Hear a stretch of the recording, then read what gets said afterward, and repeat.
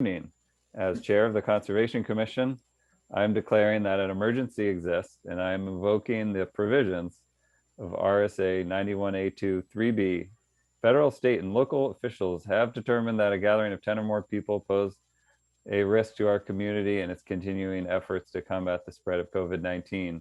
In concurring with their determination, I also find that this meeting is imperative to the continued operation of town government and services which are vital to public safety and confidence during this emergency. As such, this meeting will be conducted without a quorum of this body physically present in the same location. At this time, I also welcome members of the public accessing this meeting remotely.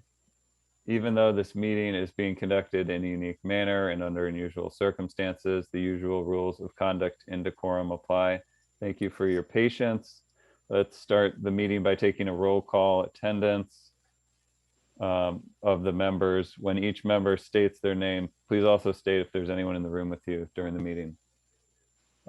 We are without our longtime clerk, Sally, who's been doing this during all of COVID. I asked Kristen Murphy if you could help us with the roll call tonight. Sure. So, Drew? I'm here, I'm alone. Carlos? Present and alone. Trevor? I'm present and alone. Kristen O? Present and alone. Bill? I'm present and alone. Don? Don Clement, present and alone. That's all.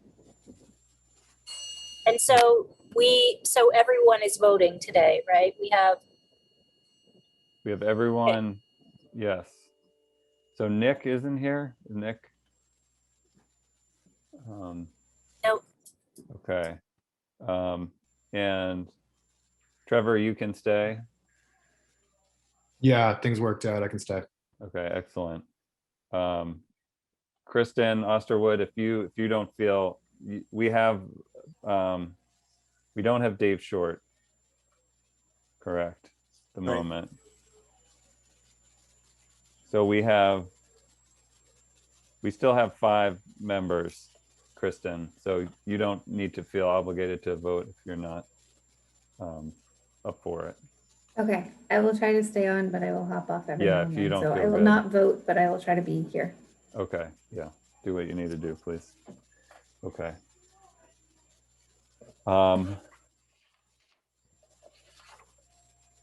Okay, so let's get to our agenda. We've introduced the members.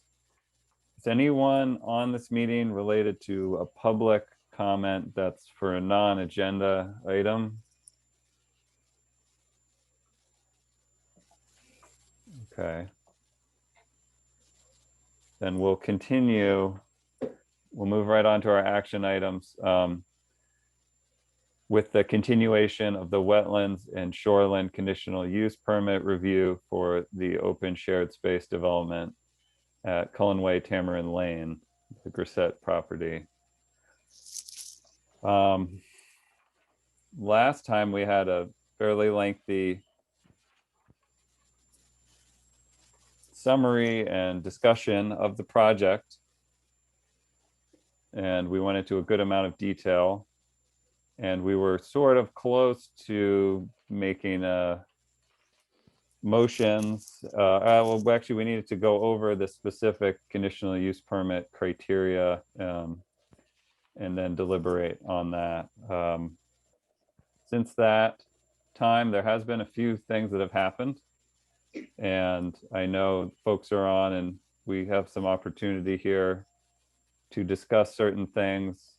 I would like us to focus on the conditional use permits. Some of the things that have happened in the last month don't really pertain to the conditional use permit process. And if we can avoid talking about that, and if we don't need to talk about it, if it's not pertinent to the conditional use permit, I'd like to not talk about it because we have a lot on our agenda tonight and want to keep things moving for everyone's sake. So there was a site walk. Bill was on the site walk. Trevor was on it too. Trevor was on the sidewalk. I don't know if that helped you guys with any understanding of the conditional use permit application tonight. The other things, there was some additional work regarding the wetlands delineation. There was almost a clerical error or a projection error with some of the prime wetland boundary that goes back to the late 90s, early 2000s. That was detailed in our packets. I don't know if anyone read that. My preference on that would be that was a wetland boundary along the railroad corridor, I believe, which is doesn't impact the conditional use permits because it's not in the developed portion of the site. Does anyone feel a need to discuss that portion at this time, either from the project team or the commission members?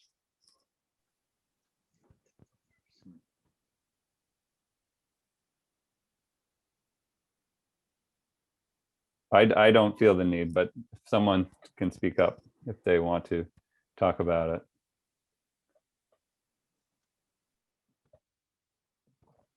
Okay, Hey, Mr. Chairman, this is Justin Pesse. Can you hear me? yes. Hi, good to be with you and all of the commission tonight. You know, we were prepared to discuss that. We saw Ms. Murphy's memo, but I couldn't summarize our viewpoint on the status of that issue in this case better than you summarized it, Mr. Chairman. I mean, I think it's unrelated to the conditional use permit criteria. It's unrelated to the site plan, and we'll take it up with the planning board if that's the pleasure of the commission. Yeah, At I the end of understand. the day, should the planning board discussion, review, or analysis change their determination on the yield plan in a way that impacts the conditional use permit, it will come back to you. Yeah, we saw, That was my understanding, but until it's determined that the yield plan is affected, which would trickle down into the development, the plan for the development, then otherwise it wouldn't affect us in our proceedings tonight. So I think well said, Kristen. So we'll come back before us if it does materially affect. So thank you on that. Okay, so we won't discuss that. The other issue is the redelineation of the prime wetland. And I guess what I'll say is the point that Pete Steckler brought up in our last meeting regarding the similarities or differences with the McFarland Ford application, and should the prime wetland boundary be adjusted in this situation based on the other wetlands. It seems like also in this case, it's been at this time, from what I can tell, determined that the prime wetland is not going to be affected. The delineation of the prime wetland is not going to be impacted from the documents we've reviewed, and based on the project's wetland scientist Jim Gove and Justin Passe, your memo, it seemed to indicate that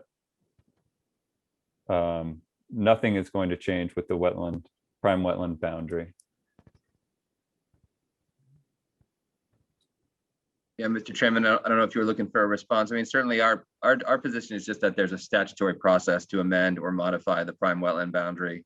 And that's the process that would have to be complied with. I know that in Ms. Murphy's memo, she referenced that the town is pursuing a legal opinion, which we think is a good thing. And Mr. Lewis at NHDES has also been contacted. So we're not aware that those responses have come back in, but certainly our perspective is that there's a minor change that we picked up. It's about 73-foot difference between the prime wetland designation on our plan set and the true designation on the 2005 town plan, which we've accounted for on amended plan sets that we've filed with the town. And as you highlighted at the top, we don't see it as having an impact on the yield plan. So that's the status of things.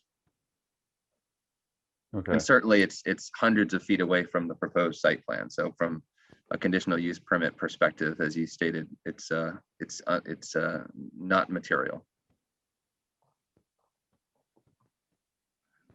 Okay, are there any other things that have come up between the meetings that are material that we should be discussing tonight besides those items?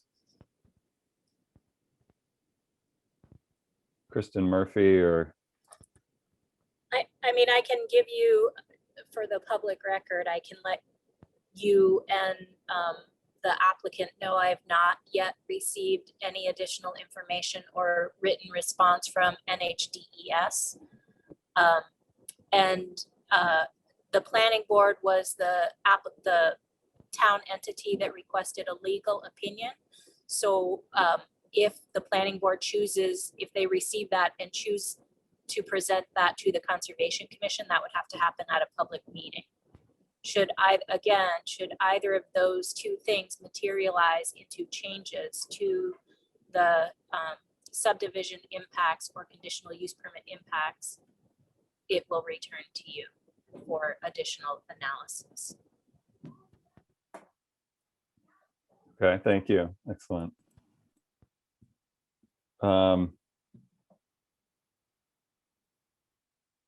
Does anyone on the commission, or there's an attendee who has his hand up?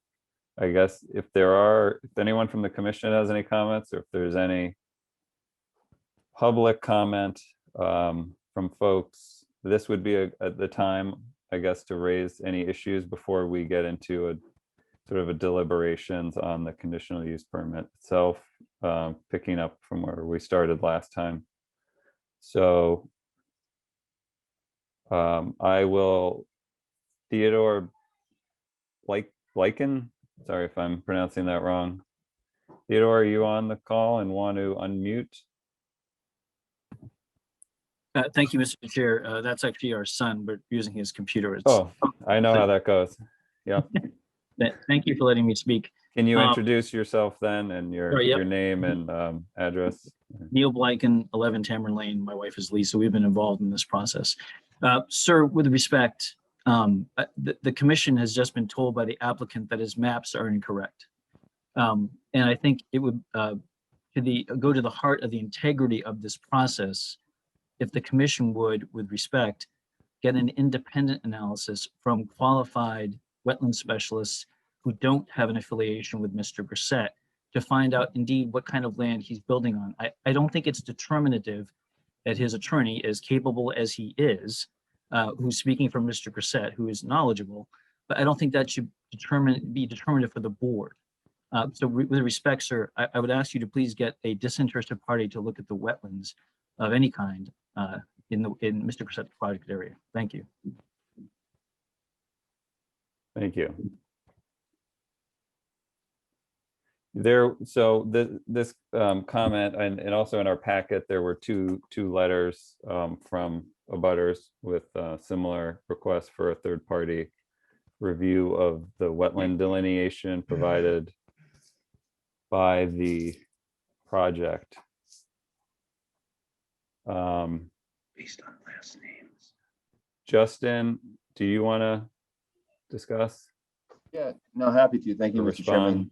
Sure. So I think probably mostly for the public's benefit. I mean, the Conservation Commission is an advisory board to the planning board and doesn't have authority to order things like third-party reviews, but we know that there has been this request, and we have in writing to the town stated that we're okay with a third-party boundary appeal process that they have been implicated under the zoning ordinance, which I understand is underway. I think Mr. Sharples is currently trying to, line up a wetland scientist, as difficult as they are to get in these months, to do an independent review essentially of the delineation that was performed by Gove Environmental for this project. And so that's undergoing process right now. I would also just clear the air. There seems to be some confusion about or allegation regarding a conflict of interest between Mr. Grisette and Jim Gove, who's a wetland scientist and the president of Gove Environmental Services in Exeter, and Scott Gove, who is a real estate broker. Those two men are unrelated. Jim's here, he's on the line, he can speak for himself. There's no conflict of interest or anything like that. But as I said, we have volunteered to submit to the boundary appeal process. It's undergoing the process right now. We hope that there's an independent review of the delineation. And I would just correct quickly, we haven't indicated that the plans were wrong. As Mr. Grisette could talk to you for hours Yes, about. they are. We utilized the mapping and GIS designation that was on the town's plans, which were improperly transposed over the course of creating the 2005 map, which is a mistake that the town and its independent third-party wetland scientists, Mark West, has done for the last 19 years. So I'm sure there are other applicants that fell into the same issue, but that process, again, that has been corrected as well. So hopefully the concerns of the abutters have been addressed between those two things. Thank you for the clarification. Kristen Sure. Murphy. Sorry, I'm trying to find my unmute. Can you all hear me? Yes. Okay, so I do just want to clarify the conservation in accordance with the zoning ordinance. The Conservation Commission is one of the entities identified as an organization that can request independent wetland review should you question the validity of the boundaries of a wetland area on a specific parcel of land. I just wanted to clear the air. I'm not indicating you should or should not, but I want you to have accurate information before you. Thank you, Kristen. That's good. Oh, Connor has joined us. Thank you. Hi, Connor. Hi, everyone. Sorry for being late. That's all right. Again, Do we want to? following- Well, go ahead, Bill. I was just going to say, following what Kristen said before, we go ahead this evening and look at this project with the maps we have and whatnot. And if there is a change, if the town does decide to get somebody to check the boundaries and whatnot, it'll come back. We'll have to do it again. But I would like to at least proceed as though things are okay till we find out that they're not. Yeah. And the question about the prime wetland, I don't think, as somebody has said, I don't think it affects the actual development part. Correct. Okay. Thank you, Bill. Kristen, can you confirm that the town is looking at a third-party review already? I hadn't heard that. And Positive about that. I know that Dave was collecting names in the event. So at the last planning board meeting, the planning board, I was confused, continued or tabled the application. So I believe Dave is collecting availability of wetland scientists in the event the planning board requests that, but I do not have confirmation that they have.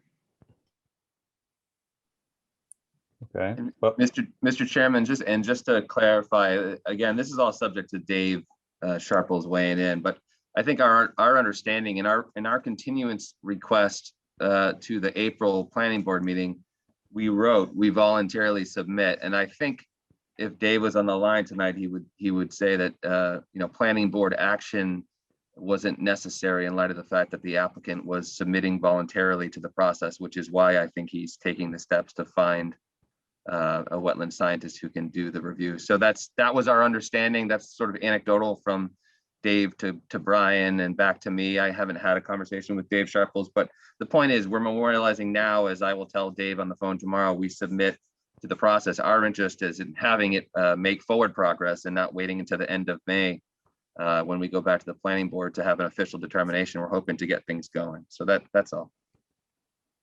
Okay. I guess from my perspective, from walking the site and looking at the wetland delineation plans, I haven't observed anything obvious in my opinion that would make me question the delineated boundaries as they currently stand. So, and that hasn't come up in the course of our discussion so far in last month's discussion about concern about the actual locations of the wetland boundary themselves. Particularly in the impact area, it seemed fairly straightforward, the delineation. You have the wet meadow and the pond and in those areas, but do other people may have other opinions on the commission? Does any commissioner, do we want to talk about this third-party review separate from the conditional use permits? Don? Yeah, thank you, Mr. Chairman. I'd just like to make a general observation. We've been discussing this project for quite a while, or the town has been discussing it for quite a while. And it seems the more and more we discuss it, the less and less I know what's going on. I mean, there seems to be so many balls in the air of whether we have to do a new delineation, whether we get a third-party review, whether the planning board is going to alter this or not alter this. So I'm just going to be very straightforward tonight, that no matter what we do, I'm probably going to vote no on anything because I don't have enough information about what's going on. There seems to be too much happening that is, well, if they do this, we'll come back and review it. That's not the way the process should work. Everything should be in place. So from my perspective, and it's not a rejection of the applicant's plan, or it's not a rejection of Mr. Gove's wetland assessment, prime wetland assessment, is the fact that I don't feel that there's enough information. There are too many unanswered questions for me to make a valid vote this evening. Thank you.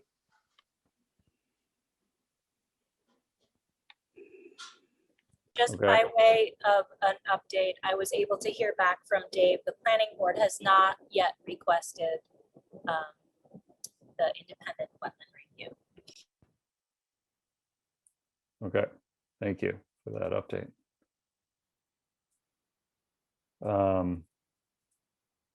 Don, I appreciate your comments there. I understand. I don't love conditionally approving things either, where we say we'll do this if this and this and this. It's obviously it's not ideal. I don't know if that's the case here. I guess there are a few asterisks here, but for the most part, I feel pretty assured that they will not affect the outcome, but I guess there are some uncertainties that we'll acknowledge. Trevor? Sort of to Don's point, I can certainly understand that. I can certainly understand Don's point. I think there are a lot of balls in the air here. I think there's sort of a lot of asterisks here and there, but I always come back to wonder, like, what exactly is our decision and how many of those asterisks are directly affecting that decision? Because, like, we've done CUPs in the past. We do a lot of them, right? So what exactly could affect the CUP in some different way that, like, would actually put an asterisk on our decision tonight and has an effect on our jurisdiction as a Concom? Or are we just holding up a process because it's complex? And I think that should absolutely be discussed and decided upon, because if we just look at it and say, this is big and we don't understand every piece of it, but at the same time, we're only taking like this little sliver and have to make a yes or no on that, then I think there's enough room for us to move on it.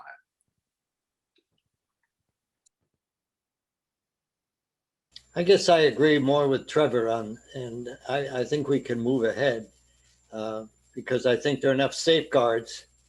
If something does come up, if one of those balls falls out of the air and bounces, that will get the ball back. Okay. I would, I guess, also lean towards those sentiments in the trying to move things along approach. Let's go to, we have some hands raised from the audience. I think I saw Laura's hand first. Hi, this is Laura Knott, 15 Tamarind Lane. Thank you for letting me speak. I would respectfully ask that the Conservation Commission request the independent wetlands review, specifically because you guys are the keepers of our wetlands and are most affected potentially by the wetlands delineation and the lines there. And I would not rely on the planning board to make that call, considering that the planning board's charter is for development and in respectful ways, of course, but the Conservation Commission certainly has more vested interest in wetlands preservation and probably a better understanding of wetlands delineations than the planning board does. And then with regard to the question of complexity, this certainly is a complex case. It's been going for, well, a year and a half, maybe 2 years now.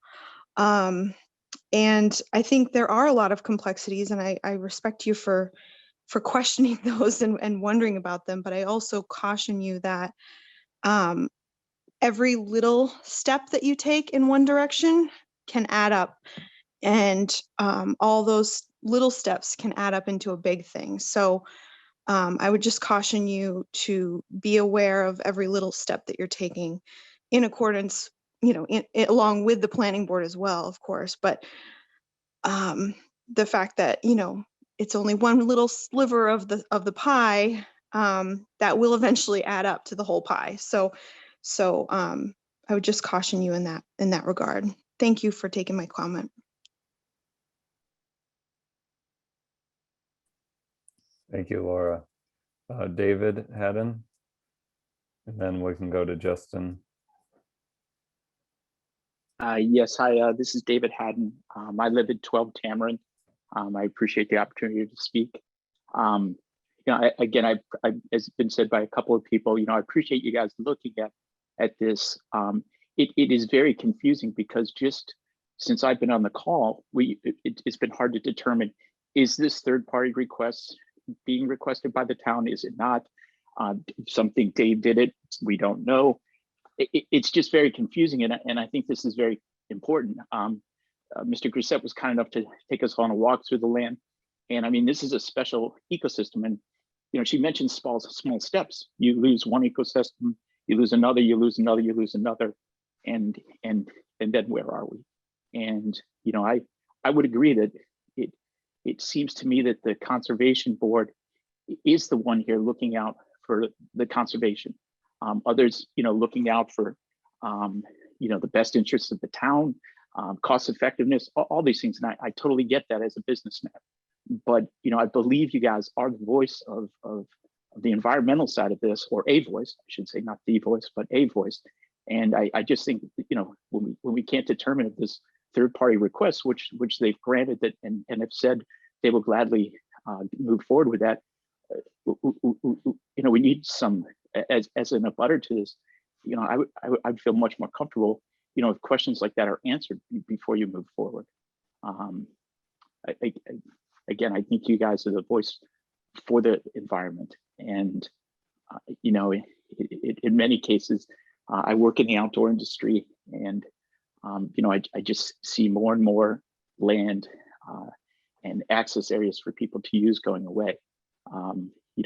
We look at this property and we see a field which has a very specific place in nature for the animals, and we're taking away a field, but there's nowhere for what happens in the life of an animal to occur without that field there.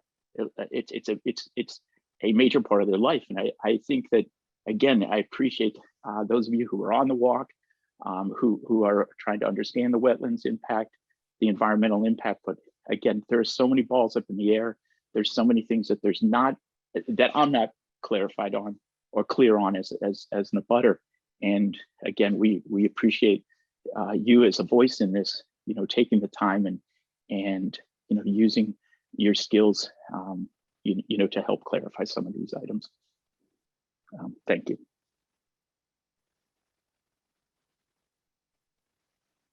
Thank you, David. I guess what we decide to do as a third party with third-party review of wetlands is independent of what the planning board does. So we could recommend it, that the planning board pursue that, or we could not, and the planning board could pursue it independently of us. So I think we need to do as a board what we're tasked to do, and we do have a complete application in front of us tonight. And unless there's a reason for us that we don't feel like it's complete or accurate, then I do think we have some obligation to deliberate on it and vote on it tonight.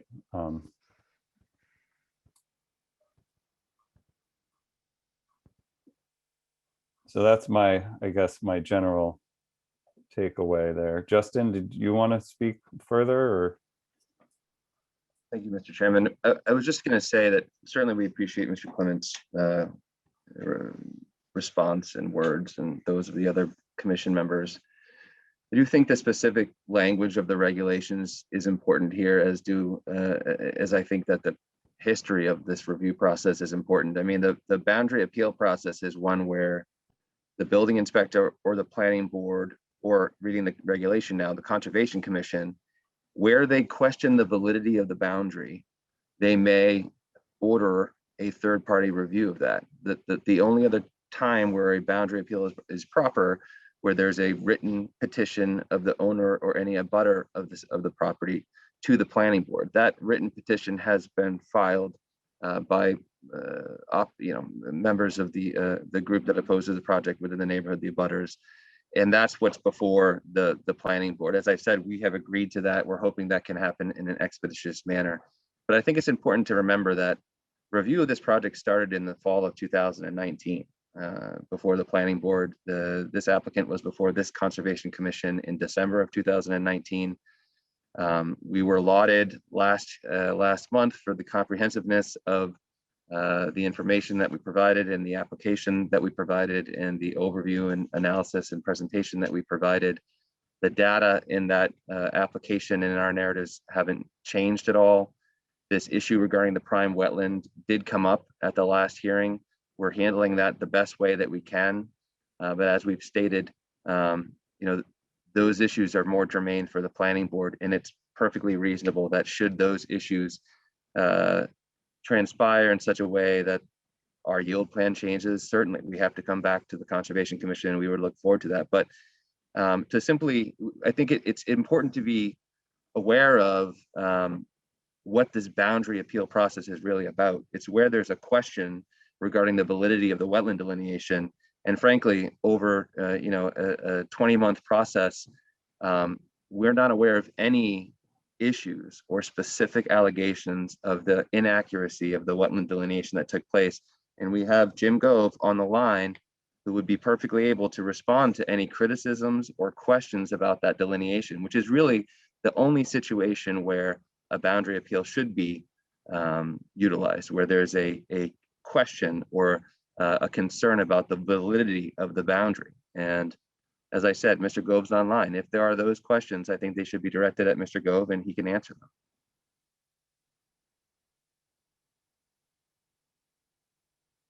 Thank you, Justin. I don't disagree with you in that comment. Does anyone have any comments? Yeah, other than a general uneasiness from the public regarding the wetlands boundaries and this issue that was brought up, there's been no specific instance where anyone has challenged the wetland delineation. I thought the only challenge was concerning the prime wetland that we've already covered, as far as the what's going to be done about that. I didn't think there was any challenge to the wetland delineation around the actual development. Correct. And therefore, I thought we could go ahead with the idea that we're really concerned about, at this point, the fill that's going to go in and whatnot, the road that's going to go through the wetland and whatnot up around the development. I mean, I'm concerned that if the prime wetland delineation was going to affect the development itself because there was a house going in or something like that, I'd be very concerned. But I think there are almost two issues. One is the wetlands around the development, and then the wetlands in the overall the overall project. Have I got it messed up?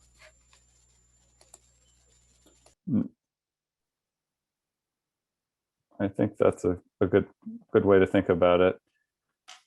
Certainly a large part of this project, and we're not going to get to that tonight, is the conservation easement or however the conservation area is handled. That would probably, we're going to have to review that at a later date. We're not even close to that. Yeah, agreed. That That's point. a good point. So we are tonight with the conditional use permit for the wetland and the shoreland. They are more related to the development side where the pond is in the field. And from what we've talked about last time, the developer has worked extensively to minimize impacts and has redesigned the plan numerous times to have the least impactful design possible, as far as I can tell.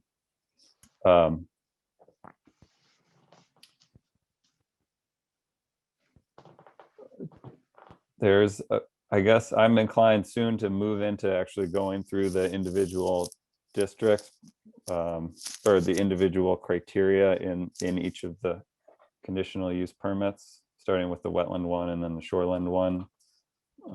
But before we do that, I'm open to any discussion from anyone. I see David Haddon.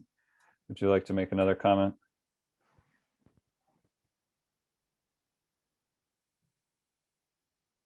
Or is your hand still raised from before? Okay, maybe it was raised before.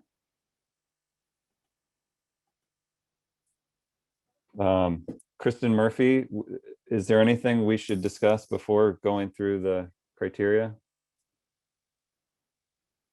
Or anyone else want to help me with this? Doing good.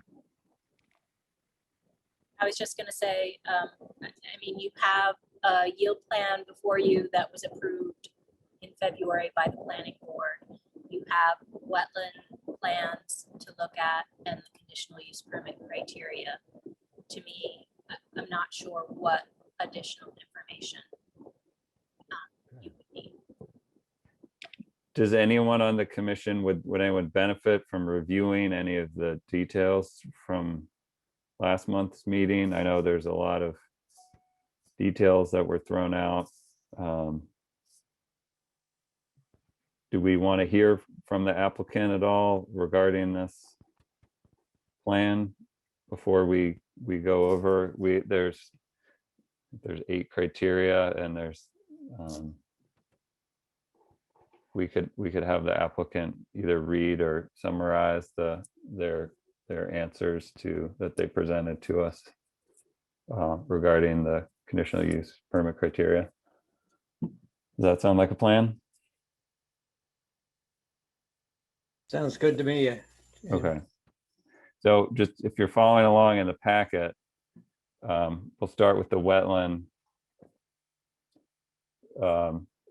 conditional use criteria, and that is on page 10 of our packet.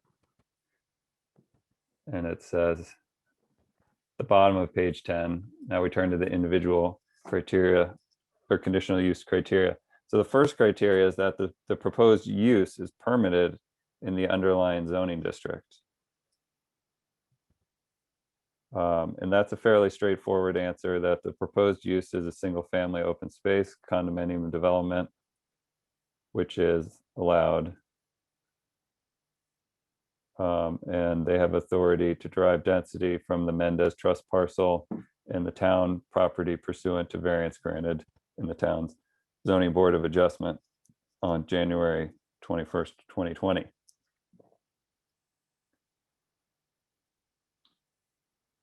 Okay.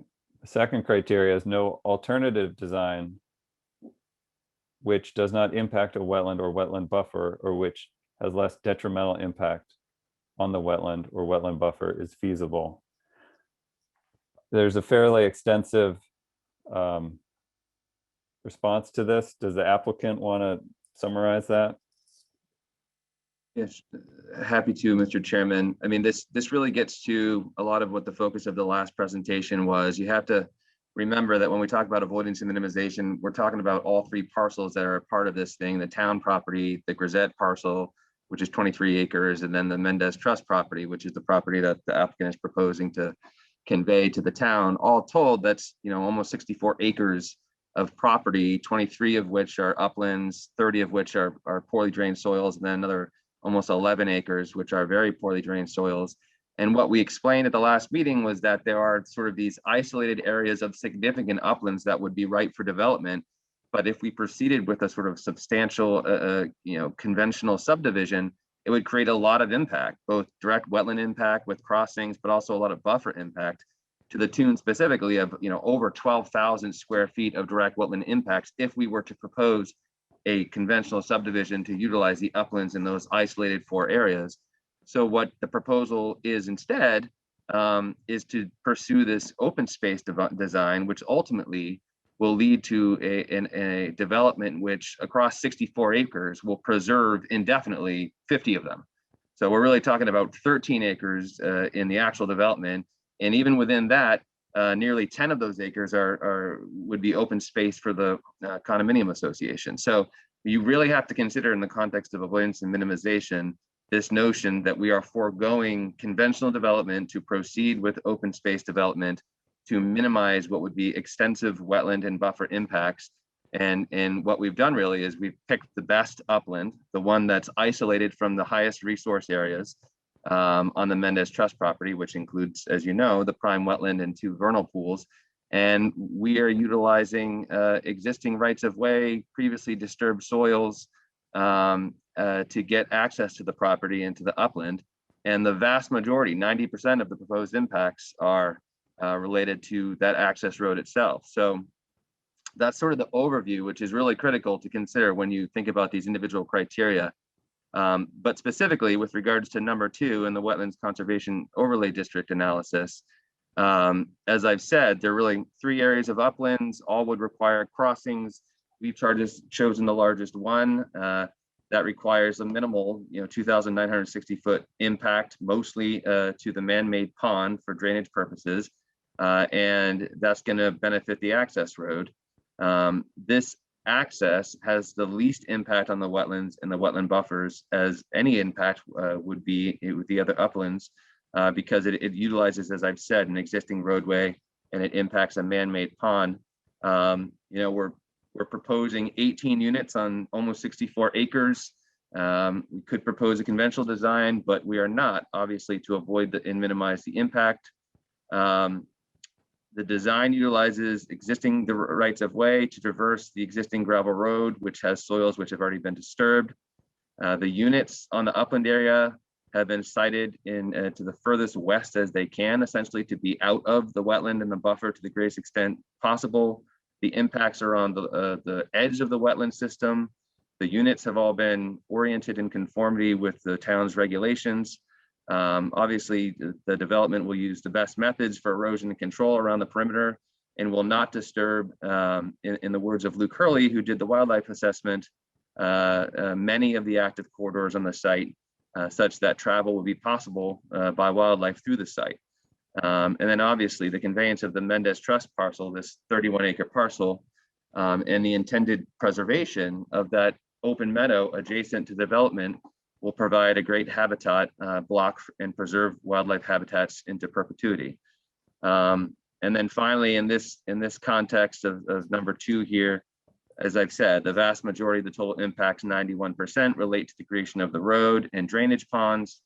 Only 1,300 or so square feet of impact are proposed to the edge, the very edge of the 75-foot parking and structure buffer. Those are caused by individual units, and that's only 9% of the proposed impacts. So when you consider the alternatives and what it would take to get to those other impact areas, it becomes clear that really this is the design that achieves avoidance and minimization, and there is no legitimate alternative design available for the property. And it's a great design. As I said, it leads to 50 acres of 64 being preserved forever, which is just a win for the applicant and for the neighborhood and for the town.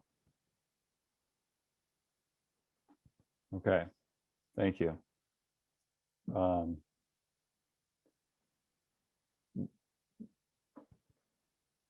Number 3 is a wetland scientist has provided an impact evaluation that includes the functions and values of the wetlands and an assessment of potential project-related impacts, and concluded to the extent feasible that the proposed impact is not detrimental to the value of the wetlands or the greater hydrologic system.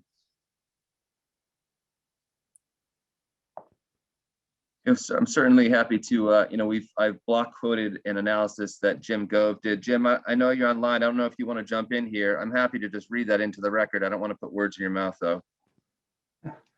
Well, I think the response that we have in the record is accurate. This particular direct impacts that we have here, there are 2. One is to the man-made pond, and it's not a complete destruction of the man-made pond. In fact, it's just an edge impact to the man-made pond. So the pond will continue to exist. The fish that are currently in there, that will continue to be there. Basically, while this is basically minnows and sunfish, they will continue to be there. It does not act as a vernal pool. So we're not impacting vernal pool habitat. So the function of that particular pond will remain. It will be a slight volume reduction, but the functions of the pond will stay there. With regard to the forested area on the other side, where we have to expand the actual old roadbed that's there into a new road going in, we have already had some impacts there as well. I mean, it has been filled. There are some activity that's occurred in the past in that area, and the overall, it's part of an overall huge system. This forested area that we're impacting the edge of along that roadway is huge. I mean, it basically extends across the entire property. And right down to Scammon Brook and beyond. So in terms of seeing a loss in the functions of that larger wetland ecosystem, it just won't happen.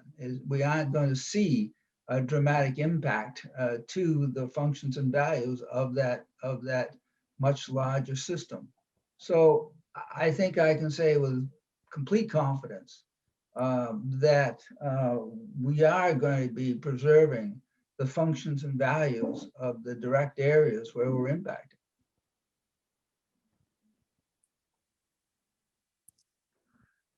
Do you have any comments?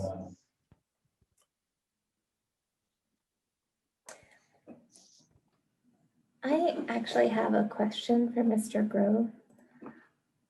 I'll take myself off mute or off video. Not alone, by the way. I was just curious. I know there's a lot of abutter concerns because they have experienced wetness in their houses, and it seems like it's poorly drained soil. Based on your expertise with wetland knowledge, do you think this development I'm just trying to understand like the abutters concerns of like the drainage of the soils and your knowledge of wetlands. And do you think that this development is going to have the negative impact that the abutters seem so concerned about? So I think perhaps what we need to recognize is the flow of water that's going to be coming from the development. And so if we look at where the development is going to be placed, at the road going in, and then the actual hill, as you saw out there, if you were on the sidewalk where it is being placed, the runoff from that development and the road actually goes to the south. And so we take a look at a lot of the development around there, and it's actually lies to the north and to the west of the area that we're looking at for development. And so the runoff that's actually going is actually going into the wet meadow to the south, going towards Scammon Brook. And so from my perspective, you know, again, water doesn't flow uphill. And so essentially the detention basins are south of the development. They lie at the lower portions, and where they will be exiting and the flow will be going away from the abutting properties. Now, when people talk about having difficulties in terms of like drainage around houses and things like that, you know, there are certain issues that always come up, especially when you look at the kind of soils that we deal with. I mean, we're looking at essentially, you know, basically clay soils that are in that area. And so it is not untypical for people who have had houses built on those particular soils to end up with certain water problems, not necessarily because of whatever an abutter did, but simply because of the fact that they happen to be sitting on these clay soils that don't drain very well. And if in fact, you know, over time, there happens to be a problem with a footing drain, then you're going to have problems in a basement. So in a nutshell, the water from this subdivision, well, this development basically flows away, flows to the south, away from, and flows to the east, away from the actual areas of the most closest abutters. Thank you. I'd also like to note or ask for the buildings that are being developed, since it's clear that the houses built in this area do have problems with the drainage of the soil, that extra care is put into, the designs of these buildings to ensure that they do drain properly, and these new structures in this area do not have similar problems. No, that's kind of outside of the scope of us, but I figured since it's building related, I'd mention it. Okay, thank you.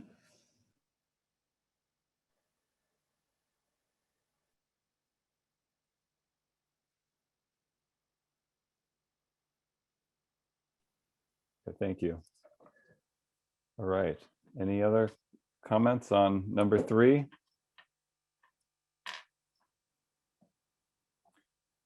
Okay, we can move to number 4, that the design and construction and maintenance of the proposed use will, to the extent feasible, minimize detrimental impact to the wetland or wetland buffer.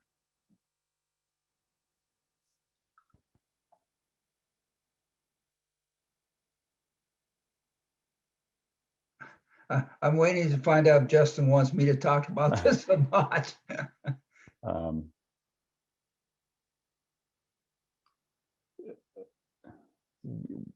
Yeah, I mean, I guess we can read your Right.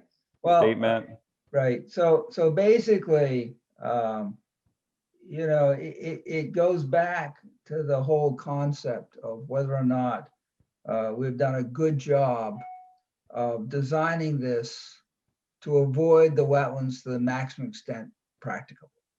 And so from that perspective, I think the design, I think we've demonstrated that, and that's sort of been part of the whole discussion of 2 and 3.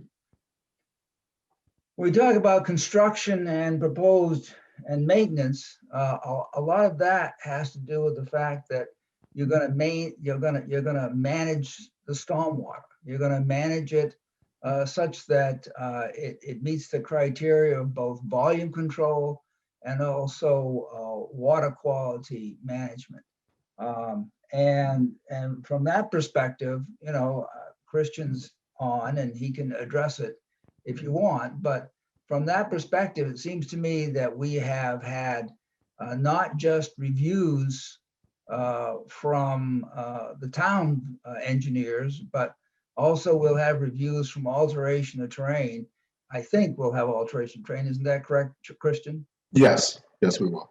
And so these issues of water quality management, water quantity management, which are important for the maintenance of these buffers and not a degradation to any of the wetland systems, because essentially we want to maintain the same hydrology and the same hydrologic regime that we've had pre-post as well as post conditions. So pre and post should be the same. So in essence, I believe that our construction and maintenance will in fact will minimize any kind of detrimental impact to the wetland or the wetland buffer. Mr. Chairman, if I could just expound on that very quickly. Okay. Yeah, we've actually gone through, in addition to the BMP stormwater treatment ponds that are out there and proposed, we have gone to the extent of creating basically a feeder line for under drains for these buildings so that the foundations will also remain dry, and those daylight in a few different locations. And specific to the maintenance, I think one of the good things about this, in particular being a condominium, is that there will actually be a maintenance company that takes care of things. But specific to the stormwater and the hydrology, et cetera, near and around the wetland buffers and the wetlands themselves, we've also prepared an inspection and maintenance manual consistent with alteration of terrain standards that basically requires the homeowners association or the condo owners association to do regular inspections and provide reports, annual reports to the DPW on an annual basis if requested. Okay, thank you, Yeah. Christian.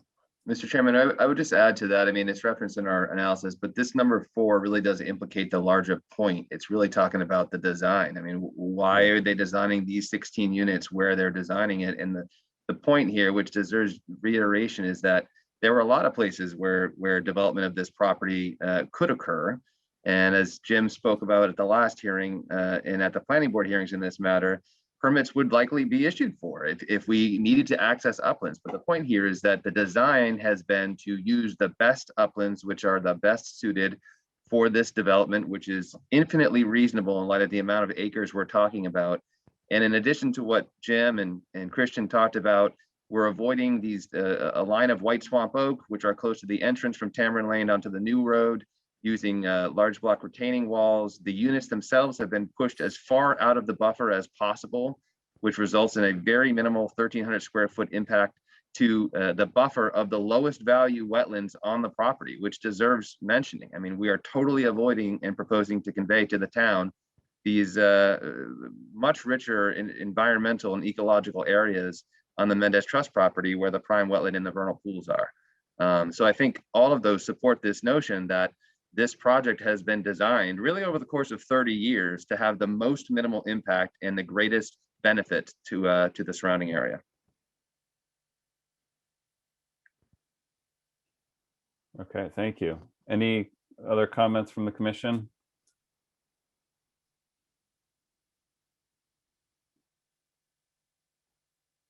Okay, number 5, the proposed use will not create a hazard to individual or public health, safety, and welfare due to the loss of the wetland, the contamination of groundwater, or other reasons. So Certainly Jim can jump in, but I would just note that these 2,960 square feet of direct wetland impact are just totally unavoidable. If they could be avoided, they would. As we talked about the last hearing, the road through that wetland area has been minimized to the greatest extent possible before it flares open after we get through the wetland area. You just have to get to the uplands, and that's the basis for these direct wetland impacts. The rest of the impacts in the Wetland Conservation District are buffer impacts, and their impacts to the lowest value wetlands buffer on the property.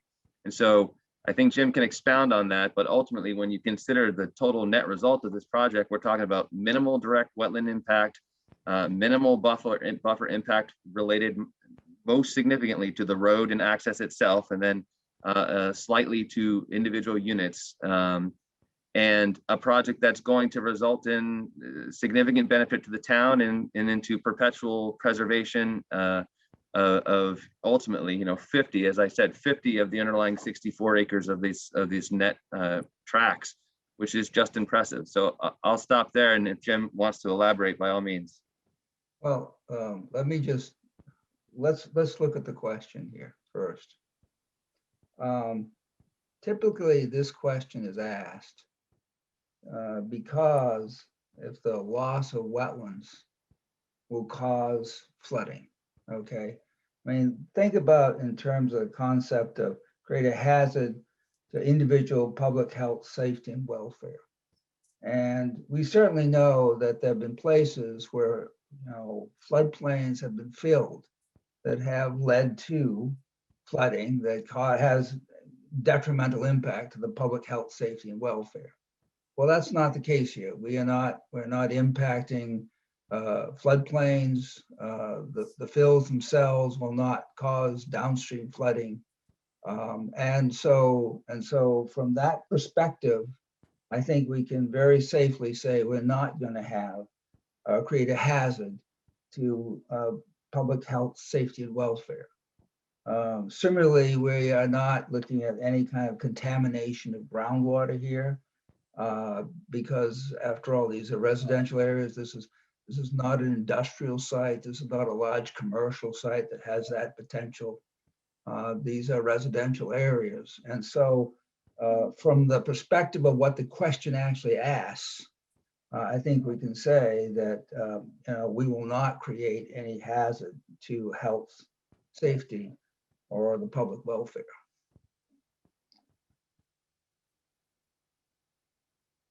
Okay, thank you, Jim. Any comments from the commission? All right, number 6, the applicant may propose an increase in wetland buffer elsewhere on the site that surround a wetland of equal or greater size and of equal or greater function value than the impacted wetland. Yeah, Mr. Chairman, certainly the proposed, we would submit that this criteria is satisfied by the proposal to convey to the town the 31-acre Mendez Trust property, which has higher value wetlands and buffers by virtue of the prime wetland and the 2 vernal pools on that parcel than does the Grisette parcel, which is the one that is proposed for development.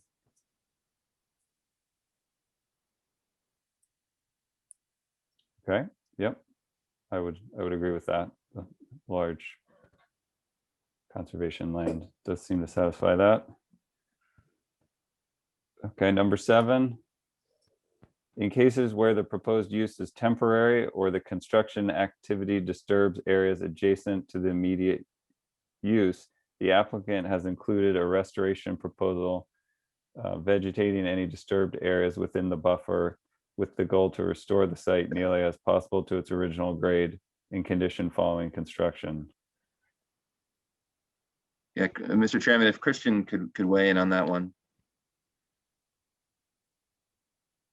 Yeah, the areas that we are impacting the buffers, we do intend to seed those down, and any area that's going to be a temporary impact will indeed be restored as closely as possible to existing, and the buffer areas will be proposed to be seeded down with a New England conservation seed mix called a grass and forb mix, which I think Jim can back me up on here, is a pretty common restoration blend for the wetland buffers.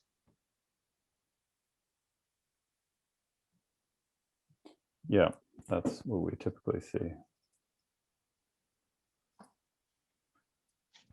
Okay.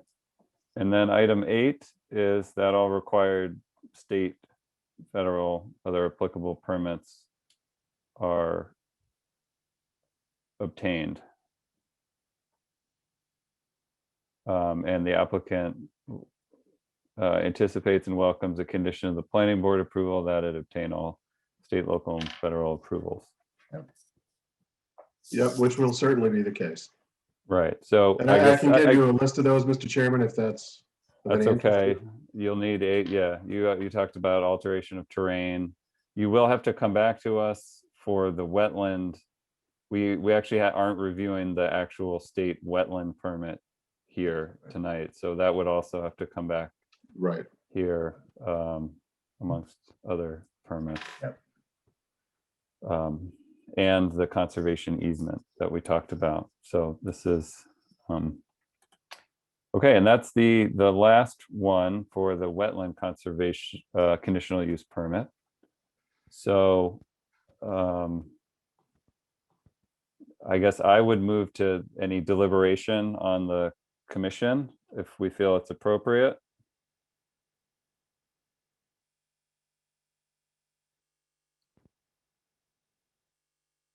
Does anyone have any comments on the criteria? If they feel that the applicant does not meet these 8 criteria as outlined in their application and discussed tonight?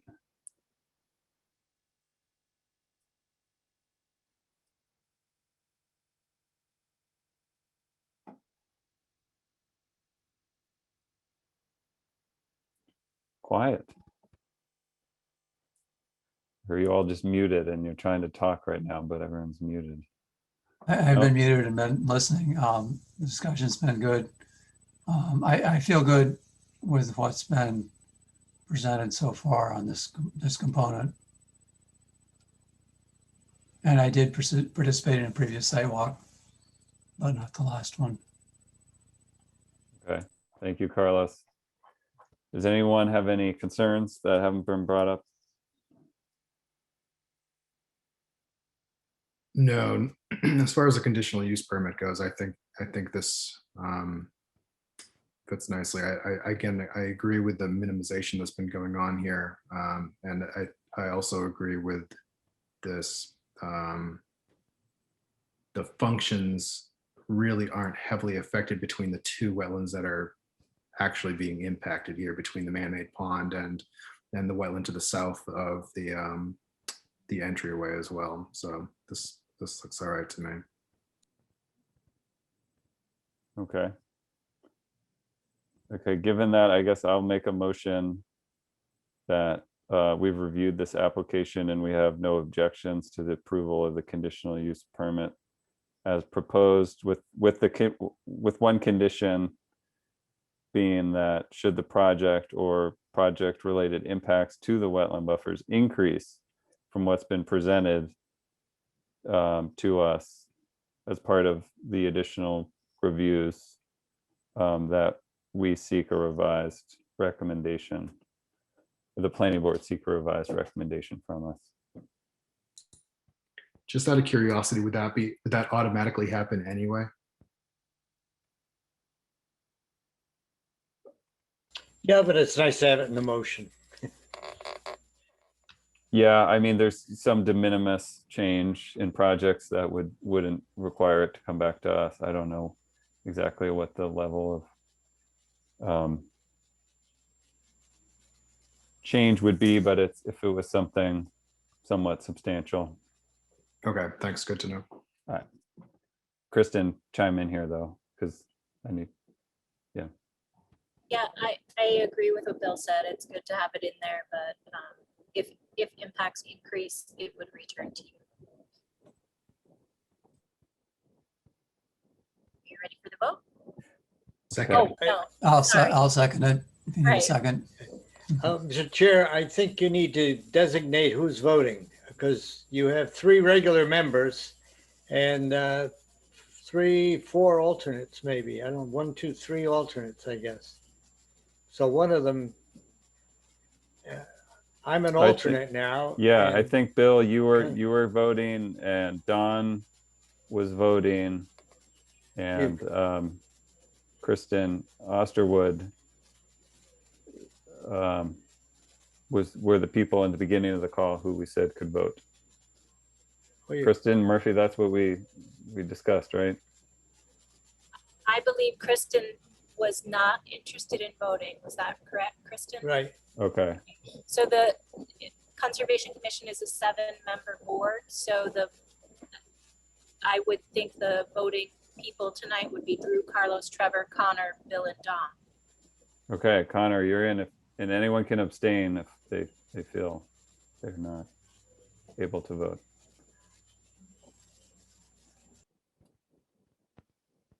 Okay. Thank you for that. Let's do a roll call vote. So was there a second? I may have missed it. Trevor seconded it. From Okay. what I heard. Okay, so Drew, Carlos, I think. Drew, Wait, so who seconded it? And then I'll vote. I think maybe 2 of us indicated, I think I want as one. Oh, we do. Carlos can have it. Okay, Carlos is going to be the official seconder. I will vote yes. Carlos, Yes. Trevor, Yes. Connor, Yes. Bill, Yes. Don. With all due respect to my fellow commissioners, the applicant and his team, I'm going to abstain. So that's 5 yes, 1 abstention. Motion passes. Okay, thank you.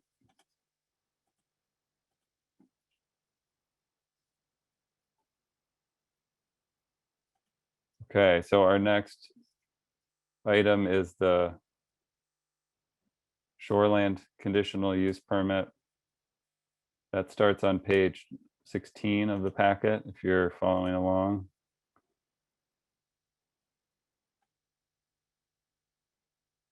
Of 362 pages. Sorry. You read a novel to do this. So, and I guess just to kick this off, this is shoreland because we are within 150 feet. And by we, I mean the project development is within 150 feet of Skaman Brook, which is considered a tributary, is a major tributary that feeds into Little River, which feeds into the Exeter River. Correct? Okay. Skaman Brook is on site. There's no direct impacts to it, but there are direct impacts to the buffer, the shoreland buffer, which is larger than the wetland buffer. Correct. But we are still really talking about the same areas in this conditional use permit as we were previously, with maybe is I'm not actually looking at the plan, but is the man-made pond still within the shoreland area? Mr. Chairman, it's not. And I was texting with Christian. I wonder if it would benefit the commission to have Christian share his screen. And we had produced these 2 plans dealing, one exclusively with the Wetland Conservation Overlay District and one dealing exclusively with the Shoreland District. I wonder if it might benefit Yeah, the let's, commission if to you throw can, that up. if you can throw that up, Christian, that would be excellent. Just Absolutely. to refresh what we're actually looking at here.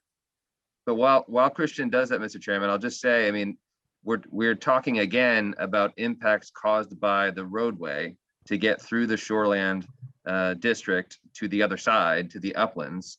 And specifically, it's a 20-foot wide private road with a 4-foot sidewalk. As we've talked about, we're proposing the use of large block retaining walls to reduce the impacts and to preserve the swamp white oak in that area. Here we go.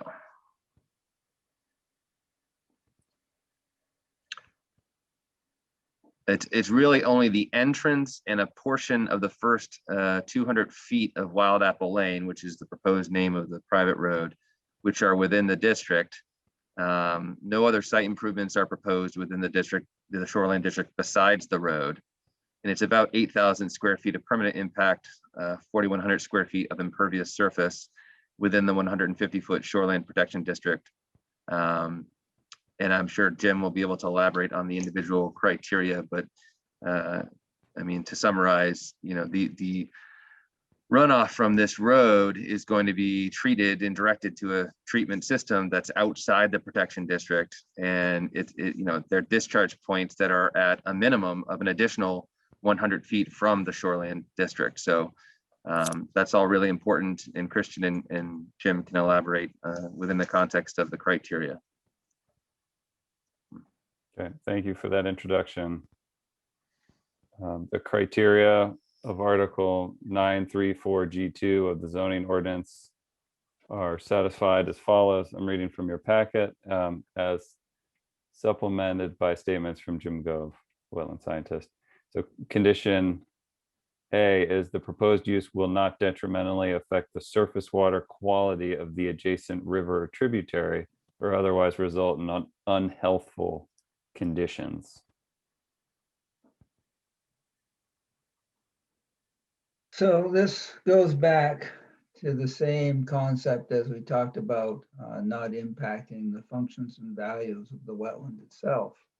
And that the runoff is being controlled, as Christian has indicated, is being controlled, and also the quality of the runoff is being treated. And so in essence, the discharges here toward Scammon Brook will end up going through a thickly wooded area before it ever actually gets to Scammon Brook itself. And so therefore, I believe that any runoff from this area will be thoroughly treated, and there will be no impact to the surface water quality of Scammon Brook, which is our adjacent tributary. Yeah, and I'd just point out, Mr. Chairman, that the stormwater is conveyed along the gutter lines of the road as this is curbed, picked up in a couple of catch basins, put into the proposed wet pond, which has an overflow weir at roughly this location. And again, as Jim said, you can see the limits of the trees down here. It'll run through that forested area when it discharges and through the wet meadow a fair distance before it actually reaches the brook itself. And actually before it even reaches the 150-foot shoreline setback, which you can see follows this blue dashed line right here. And to say that there is a gravel road, this gravel road is smaller, but it exists today. Correct. And there's runoff from the existing roadway. Right. Sure. Into the shoreland area currently. To some extent, it's a smaller, but okay. All right. It seems like that is pretty clear. Does anyone in the commission have any comments? Okay. B is the proposed use will discharge no wastewater on site other than nominally discharged by domestic wastewater disposal systems and will not involve an on-site storage or disposal of hazardous waste or toxic waste as here defined. And while we feel that should be evident, this entire development will be on municipal water and sewer, Mr. Chairman. And again, as Jim pointed out when we were talking about the wetlands conditional use permit, these are all residential uses. There would be, no reason to think that there would be hazardous materials associated with this development. Yeah, that seems straightforward. Item C, the proposed use will not result in undue damage to spawning grounds and other wildlife habitat. So oftentimes when we talk about spawning grounds, a lot of times the discussion revolves around vernal pools. And we do have vernal pools on the site, but they're well away. They're actually on the other side of the site, and hundreds of feet away. The actual pond itself is not a vernal pool, as we noted, the man-made pond. And as far as actual areas where we would see wetland wildlife habitat spawning, the area that we're talking about of the proposed gravel road and so forth just doesn't have that kind of hydrology to support that kind of wetland wildlife habitat spawning. So in essence, we don't think that our proposed use will have any impact to or damage spawning grounds or other wildlife habitat.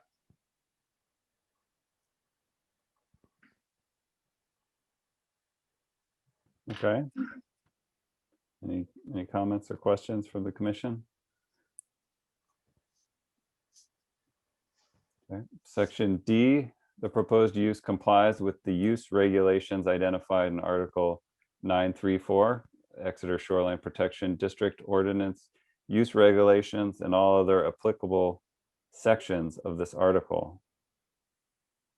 I could read this proposed, I could read the answer here, or Yeah, Mr. Chairman, just, the proposed uses, the access road and utility service are permitted conditional uses under the ordinance. So nothing else is proposed there. So yeah, properly subject of a conditional use permit. yeah, this is required to access the site. Right. Okay, section E, the design and construction of the proposed use will be consistent with the intent of the purpose set forth in Article 931, Exeter Shoreline Protection District Ordinances, Authority and Purpose. Yeah, just to summarize, Mr. Chairman, I mean, I think this is, again, kind of self-evident based on the proposal and the presentation, but I mean, the purposes of the ordinance specifically relating to the Shoreline Protection District, but really to all wetlands ordinances, are to protect and preserve the quality of the environment and the ecosystem in these sensitive areas, and to avoid and minimize to the greatest extent practicable impact to those areas. And the applicant would submit that we've done that for the reasons that we've outlined tonight and through our narrative and filings and the last meeting as well. Okay. Thank you. Christian, would you stop sharing? Yep. Thank you. Are there any comments on the commission regarding this? We can deliberate.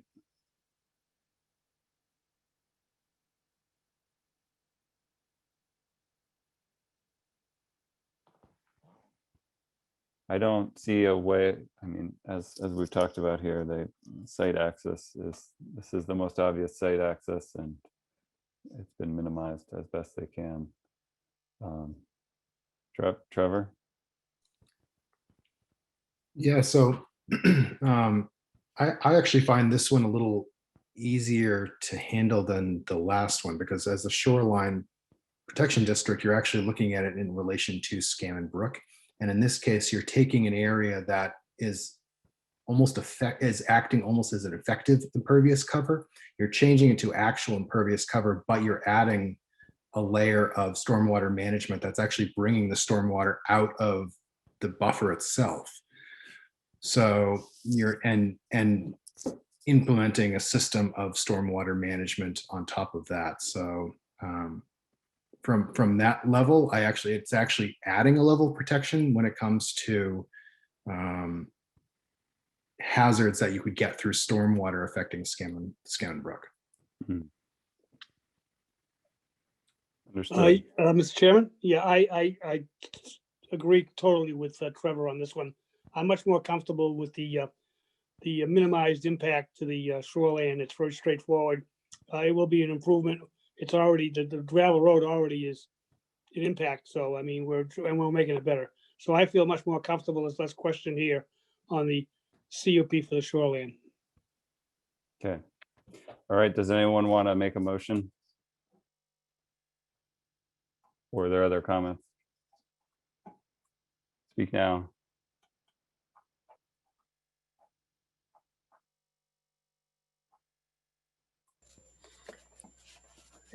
If I'm able, I'll make the motion, Andrew, that we've reviewed the application and have no objection to the approval of the conditional use permit as proposed. Okay. Thank you, Bill. I'll second that. Okay, ready for the vote? Drew? Yes. Yes. Carlos? Aye. Trevor? Yes. Connor? Yes. Bill? Yes. Don? Yes. That's 6 yeses, no, oh, and no nos. Sally was much better at this. Bill, I did call you, correct? Yes. Okay. Okay, thank you. Thank you, Kristen. Okay, so we've made it through that. Thank you for the public comments. Public participation is always valuable. We will be reviewing more with this project. As I mentioned, there's the wetland permit itself, there's the easement. So there's still some significant things to work out. But we have made motions here on the conditional use permits, or we've made suggestions to the planning board regarding this.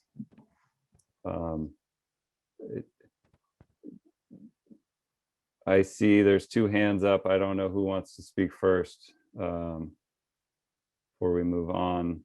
Laura, do you have an additional comment? Yes, thank you. I just wanted to see if the Conservation Commission was planning to deliberate on and discuss at least requesting that third-party independent review. I do think it's important that that request comes from the Conservation Commission, regardless of what the planning board does or does not decide. I did review Dave Sharple's letter in the packet, and it looks like he's requested town council, for legal issues, but not necessarily requested anything with the state or an independent third-party review. So again, I would respectfully request the Conservation Commission to at least discuss that tonight and potentially vote on that if possible. Thank you. Thank you, Laura, for that comment. I mean, we have discussed it, and in a way it's come up. Unfortunately, I don't know what to discuss. We would need a material reason to request it, and I have not heard a material reason for us to request a third-party review specifically for our purposes. So at this time, I don't think we're in a place to request one unless someone on the commission wants to motion to call a vote or discuss this further. I am not in a place where the commission itself here would pursue one. Sounds like the planning board has their own means to, if they so choose. Just, does anyone have any comment on that? Justin? Yeah, Mr. Chairman, I had no comment on that, and I don't want to move the commission away. If you still have anything to talk about on that context, I was really just more interested in the will of the commission regarding next steps for us. It sounds like maybe you were contemplating a separate meeting to discuss the conservation easement. You know, I was wondering if a continuance would be appropriate to the next meeting, at which time we will have been to the planning board, or what the commission expects or anticipates in the way of additional filings on that issue, or whatever. Okay.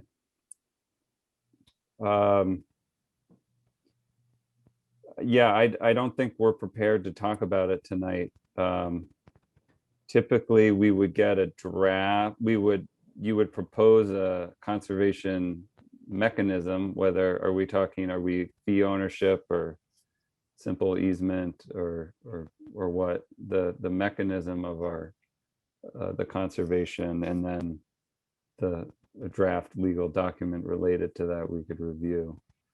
But we're open to ideas. We have a full meeting, so I would continue that at a later time down the road. Yeah, so certainly if the will of the commission is to review a draft of the easement, I mean, we're proposing a conservation easement to be conveyed to the town and managed by the Conservation Commission. But for the sake of efficiency, we'd appreciate a continuance instead of having to renotice. And we will put together a proposed conservation easement. As you know, it's different towns handle these things different ways. Lots of towns just punt to the town attorney to work out the details afterwards. But acknowledging the will of the commission to receive a draft of that easement, we'll put it together and file it with the town, and perhaps come see you next month to discuss that if that makes sense to the commission. Kristen Murphy, can you weigh in? Yeah, so looking at the next agenda, we already have a very full agenda for next month, unfortunately. So this commission typically does have a draft document before them. There are some other items that they typically discuss at that. I included them in my memo. The deed terms, so you would present, as Drew suggested, a draft document. Phase 1 environmental assessment, which you have already provided. The surveyed plan, which you have already provided. Baseline documentation. These are things required before typically before occupancy of the infrastructure. So they become a condition of the planning board permit. Potential stewardship fees, and then prior to issuance of the CO, we walk the survey markers and the edge of the land to confirm all boundary markers are in place. Yeah, I'd like to see it continue. I wasn't really concentrating on that tonight when I read through. And there's some conditions like the veterans wanting to hunt there and whatnot. I want to see those conditions written down. Yeah, we need to see a draft, so let's continue it. There are some issues there with the coyote, beaver, wildlife stuff, and the hunting, and that are going to require some thought. So that makes sense. Can we continue it? And I don't know the trajectory. I mean, it would make sense to do that after you've gone through the planning, finished with the planning board. So I don't see why we would need to do it next month if we could wait additionally. But I don't know the timeline here. Well, just for the noticing portion, if we continue it to next month and it's not right for consideration because we're not ready, or because the planning board hasn't adjudicated that portion of the application, certainly we'll file a request to continue it again, and if that makes sense, just to avoid the renotice issue. So Conservation Commission does not require a butter notification. So because this board is advisory, so That's not an issue. not sure the renotice issue is of concern. Just Okay, so we won't let that tail wag our dog here. Okay, excellent.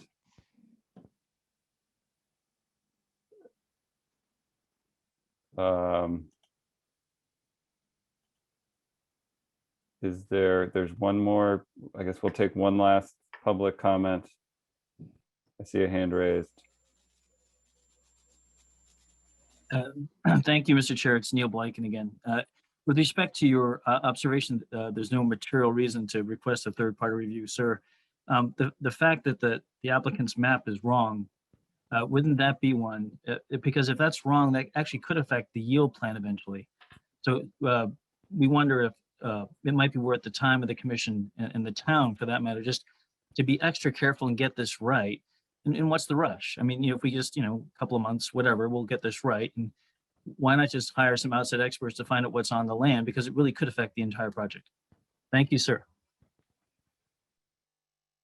Yeah, I guess my response to that is if the yield plan is affected, that would come back to us because the design would change. So, or the design would be reduced further, which would reduce impacts. So,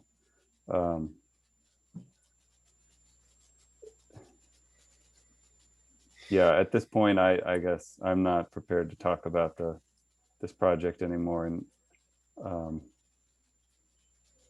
we've brought this up, and those impacts were not related to the applicant's work, and they're not material to what we discussed tonight.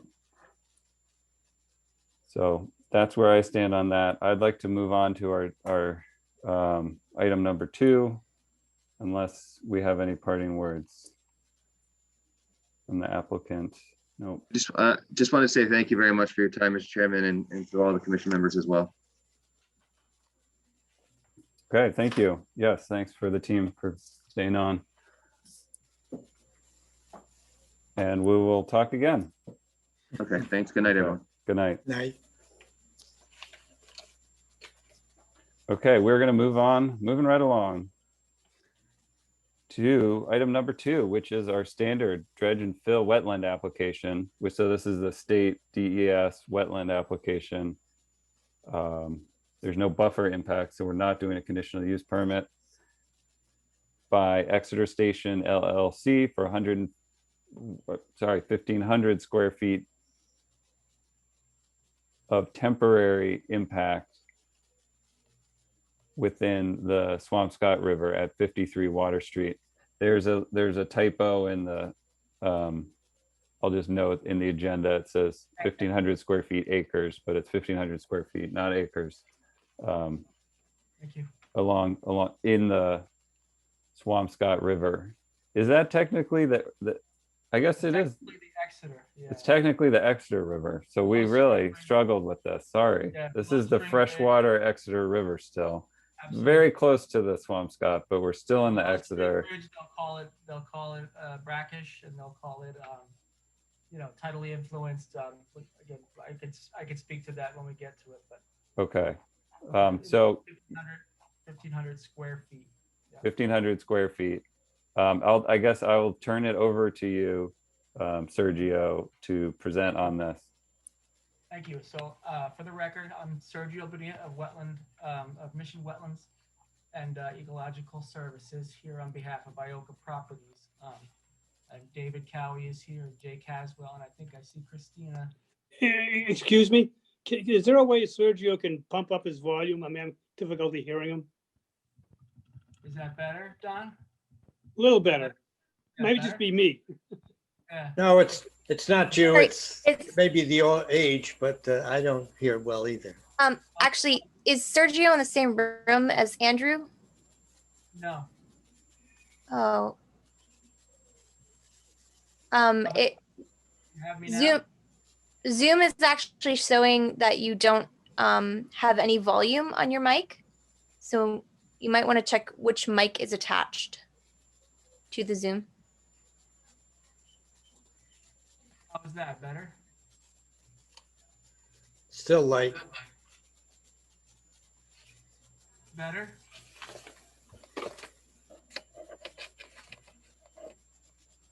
I can hear you, but the quality isn't as good. How about now? I think you go for it. Better, okay. Yeah, just So- talk a little louder, maybe.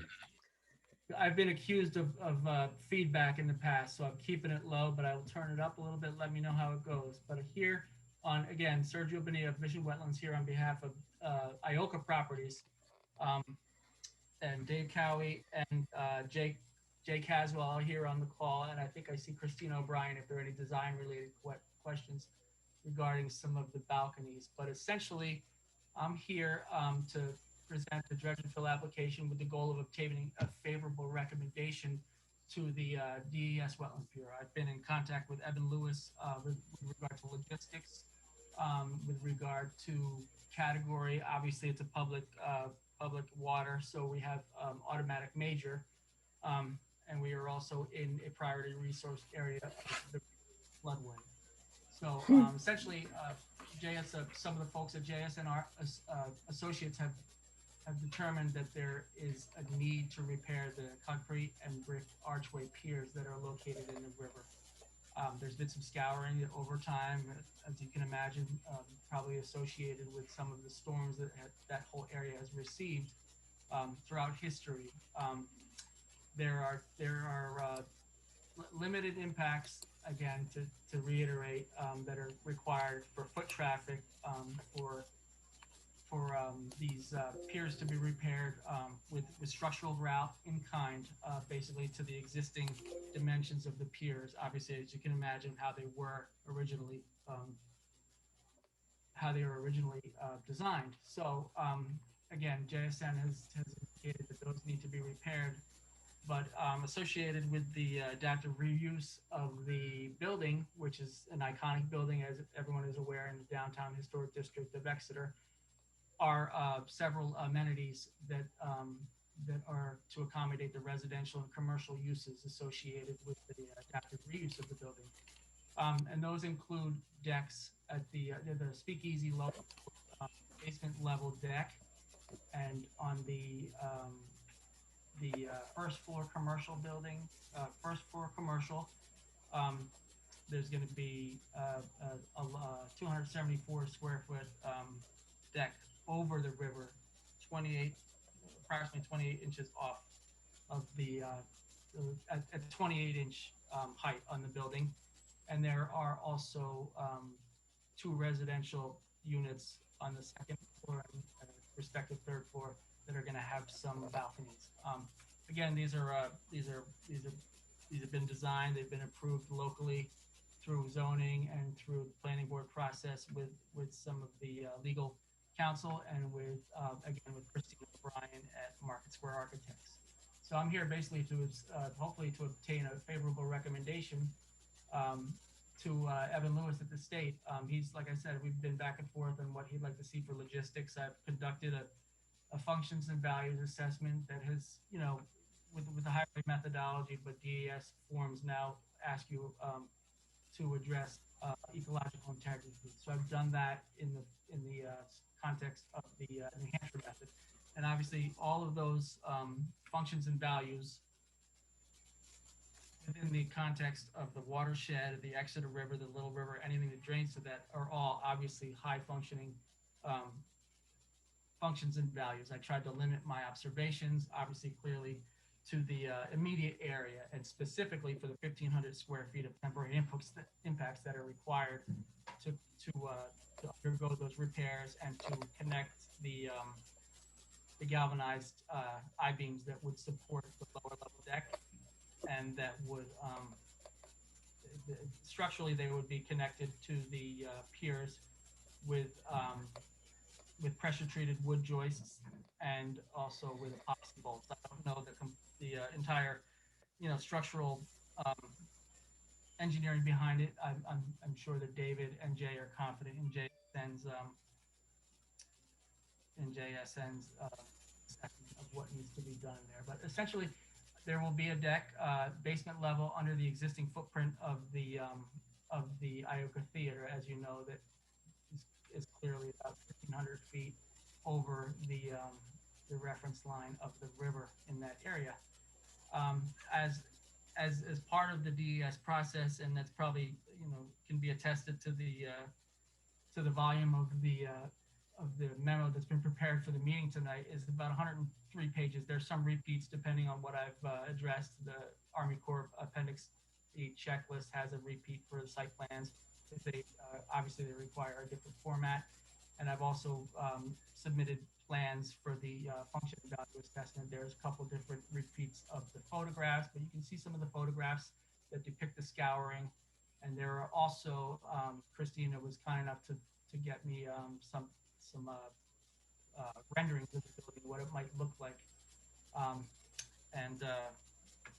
You know, basically I've gone through the whole federal consistency process with U.S. Fish and Wildlife and IPAC. They've identified potential for northern long-eared bats. As anyone knows, that pretty much comes up with any hit in the area. We're not impacting any vegetation, any trees along that vegetated portion of the Exeter River on the opposite side near the library.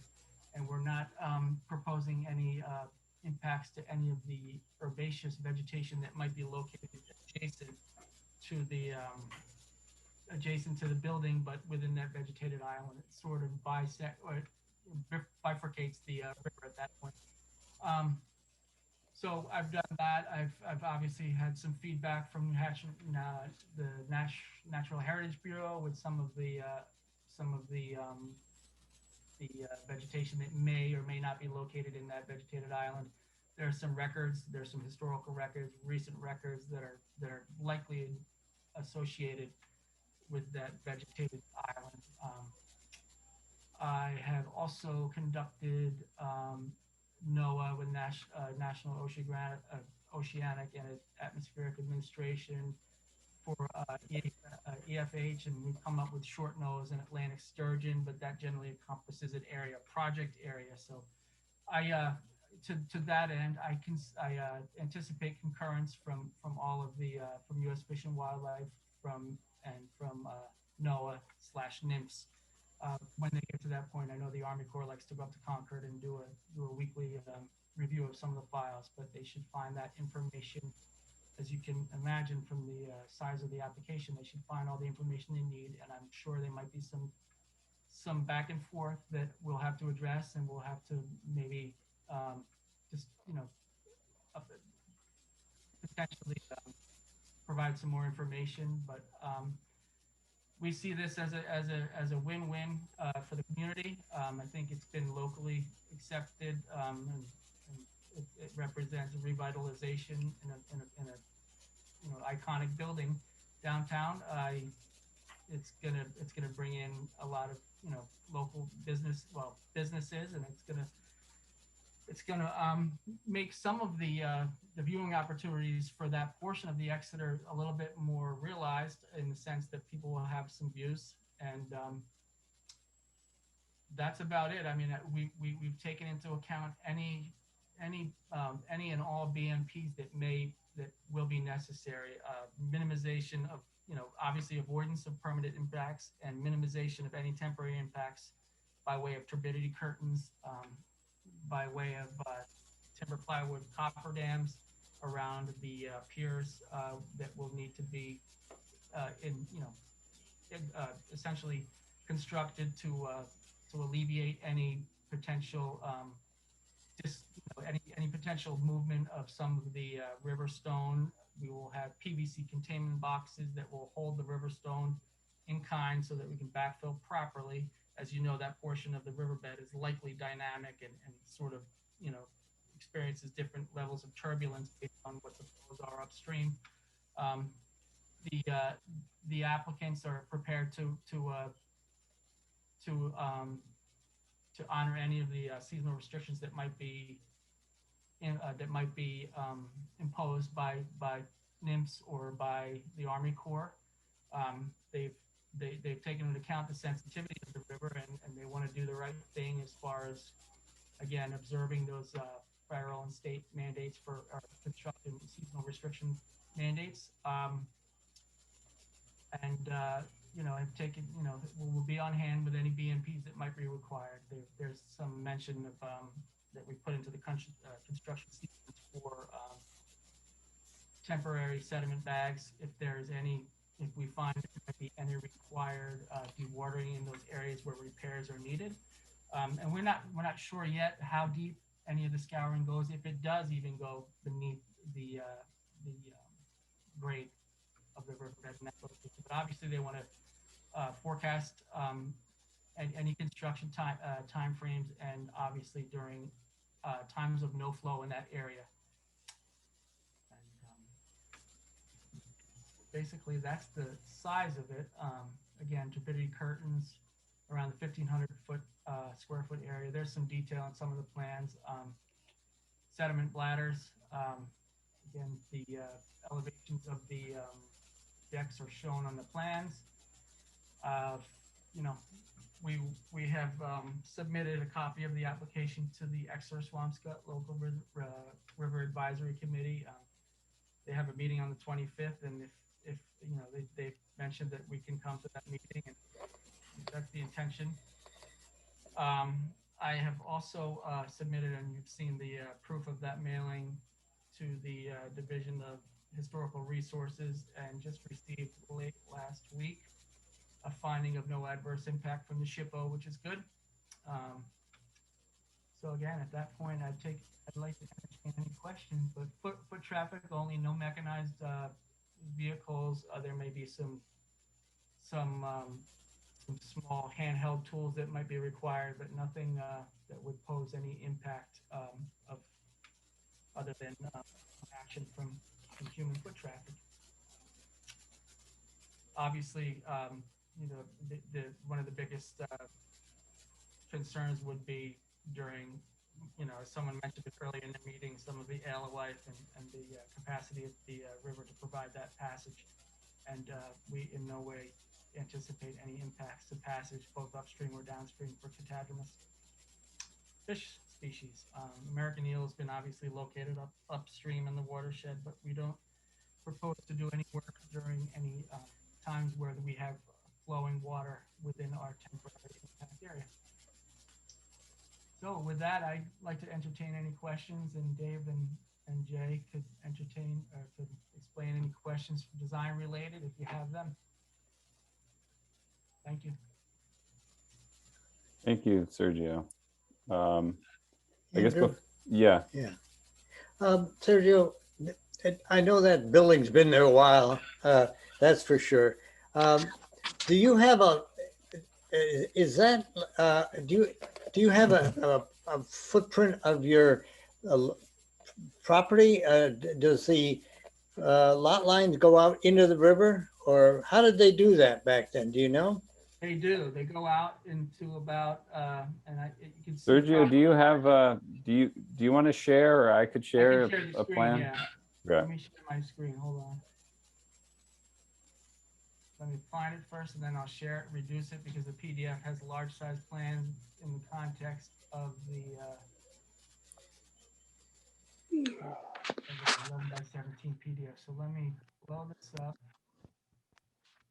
And Has the planning board, has this gone, the development plan been reviewed by the planning board? Where is it in the town process, I guess? That was one question I had.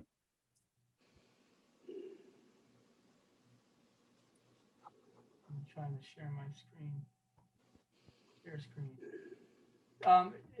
Dave can reiterate, but I think they've been in front of planning board for site plan review. They've been in front of ZBA for relief.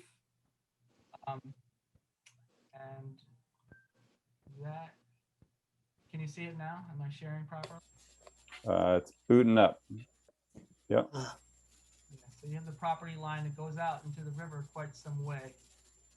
The existing, there's a bump out in the building that will be removed, and that will take into account for some of that area for the new decks. But the river, you know, the edge of the property goes somewhere, probably maybe out close to that close to that vegetated island within the Exeter River, the freshwater. That's interesting. And I can understand the need to repair those piers, but they aren't going to be enlarged at all. It's just repairing them, and they'll be in the same spot they're pictured here. Same exact spot, in kind, to the same dimensions, and you can see if you look at some of those photos, and I can probably scroll down to it as well. It'll be structural grout to just fill in where they've had scouring, and I'm sure the technology is much more advanced than it was when they were first installed. Now, it looks like what they call the pier, which is I guess where the movie part went, that it butts out, that comes out about 8 feet, or your lot line comes out about 8 feet. Wow. Yeah. Okay, I see 8. Well, I see a couple different. Looks like it's 5 at one end and 8 at the other. That your property that the property line goes beyond the end of the building. Is that right? Yeah, absolutely. How far out? How big are these decks that are going in? The decks come pretty close, and this was a subject of the ZBA relief that was granted. They come pretty close out to the, and I don't have the architectural, I have architectural drawings, I don't have the plans that were prepared for the ZBA proceedings, but it comes pretty close. And if Dave might want to chime in on the relief that was granted. Bill? Yeah. Can I check, because that's one of my interests too, on the deck. How far does the lower deck, I guess I'm going to call it the lower deck, or the lowest deck, how far does that extend over the river? That's what I'm asking, yeah. Okay. Yeah, that's what, yeah, you and I are asking the same question, different way. That's This what is I'd like David to know. Bowie. Can you guys hear me? Yes. Yes. Yeah. So the lower deck, we'll call it the basement deck. Sure. The basement deck is within the footprint of the building. So it's within that, right where Sergio's pointing there. So it depends, I guess it depends in terms of when the river's flowing. In the summertime, that's pretty much all dry underneath there. And obviously as the spring and the winter comes, there is some water that runs through there. And how high off the surface of the water will that deck be? Sergio, I think you got that information, but it's is it first about level 1 or 2 or feet the- above the highest floodplain or the flood level. As far, the deck will go out, and you can look at sheet number 3 of the site plans, and I think I just had it up. They're going out to right about the edge of the property line there. Sergio, we're talking about the lower level deck that's within the footprint. I'm sorry, the basement level deck is all, Yeah. all within the, But we're looking at the elevation of that deck in reference to the floodplain or the flooding elevation of the river. so There we go. that based on building staining, the BFEs were interpolated based on the most recent LOMA that was done in November, I think 2018, but we have sort of a graphic representation, and we have about a 2.3, giving a conservative guess, or conservative design based on the staining on the building foundation. We've got about a 2.3 separation in what might be the worst case scenario. In that sense, try to be we had the surveyors shoot the staining of that building foundation to try to come up with with the most feasible elevation of the top elevation of the deck's at 15.3, and then the lower elevation is at 15.2 with the structural I-beams.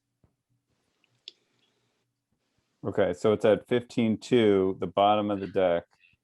Can you stay on that for a second? 14.2 bottom. 14.2 is the bottom, and the top of the staining you have at 12.9. Out in the river, at the building, it's 11.9. And I'm sure out in the river, it's attributable to turbulence, and obviously a much more, just more turbulence essentially. This is David again. I'd also like to add, that's obviously before the staying there is prior to the dam coming out. But this is below the dam, either way, or where the dam was. Correct. Below the dam, yeah, downstream of the dam.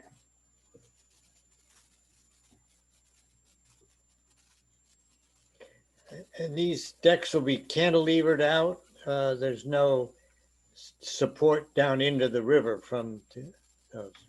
Correct. Absolutely not. Corrected, basement level by wood joists and epoxy bolts, and cantilevered on the first, second, and third, respective first, second, and third floors, residential at the top two and commercial at the bottom. And none of them come out beyond the property line then? No, but they get close, and that's what I believe, Dave, you can chime in. That was what the variance was requested for, the relief was requested for. Yes, but the decks that become close to the property line, they're at least, I'm just guessing here, but at least 15, 20 feet above the river there. So Yeah. it's only the deck that's underneath the basement, underneath the footprint is the 2 feet above the highest point. The balcony deck, we'll call them, that jut out at the back of the building and almost touch the property line at the shorter level there. They're well high up. They're at street level, as it were. Street level being Water Street level is where the first one starts, and then they go higher from there. They still project into the, the space that's up above the river space. When you look at it from down the way, you see this project out more into the river than, even though they're up high. I'm a little concerned about those. And the basement one is also concerning, but I guess that's within your footprint. Within their footprint. So May I ask a question again? 28.8, second floor 37.9, and then the third floor deck is at 47.6. Is the basement deck beyond the archways, or is it underneath the archways? See, I couldn't. It's within the archways. Within so the archways are the outer, beyond the deck. We don't go beyond the archways. Got it. Okay. I thought that's what it was. Okay. Yeah. Excuse me, this is Christina O'Brien from Market Square Architects. I actually have a drawing that may be able to explain some of what we're talking about, if I can share my screen. Sure. There's mine from her as well, but she's probably got a better version. Well, I have actually, Sergio, I have the floor plans with the site plan and the property line showing. If someone would allow me to share my Sergio, screen. I think you have to stop sharing, Serge, and then Okay, bear with me on this one. Okay. if you go to the bottom of the screen, bring up that menu. I guess before we get bogged down in the details too much, I guess we are reviewing the wetland application, and so I understand the piers need work. Do these do the construction of the deck, will that happen with the cofferdams in place? Is the wetland permit also covered part of this, like the lower level deck construction that will require work in the river? And the upper level decks, are they able to be constructed without impacting the river? It's just my understanding that's the approach. The turbidity curtain is intended to protect the basement level deck, or protect the river during basement level deck construction and during the pier. So it'll cover the basement level deck, and so what we're reviewing here really is the construction of the basement level deck. Essentially 1,500 feet, yeah. And the piers, but the upper level decks really don't require the wetland permit. Not essentially, no. I think that's the approach that Evan is sort of under that understanding. I'm trying to. I can't unshare my screen. Okay. Can't unshare.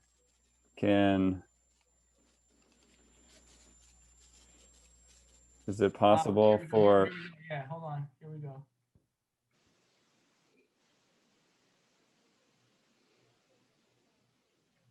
Stop share. There you go. Sorry about that. All right.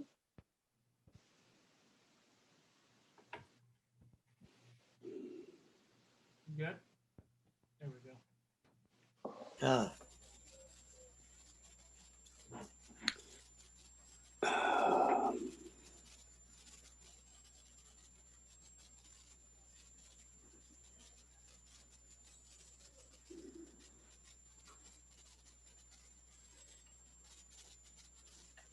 That's the first, we're looking at the first floor property line plan. that outdoor deck is the basement deck? Wonder if Christina's maybe thinking she might be on mute. Oh, you're on mute, Katrina. We can.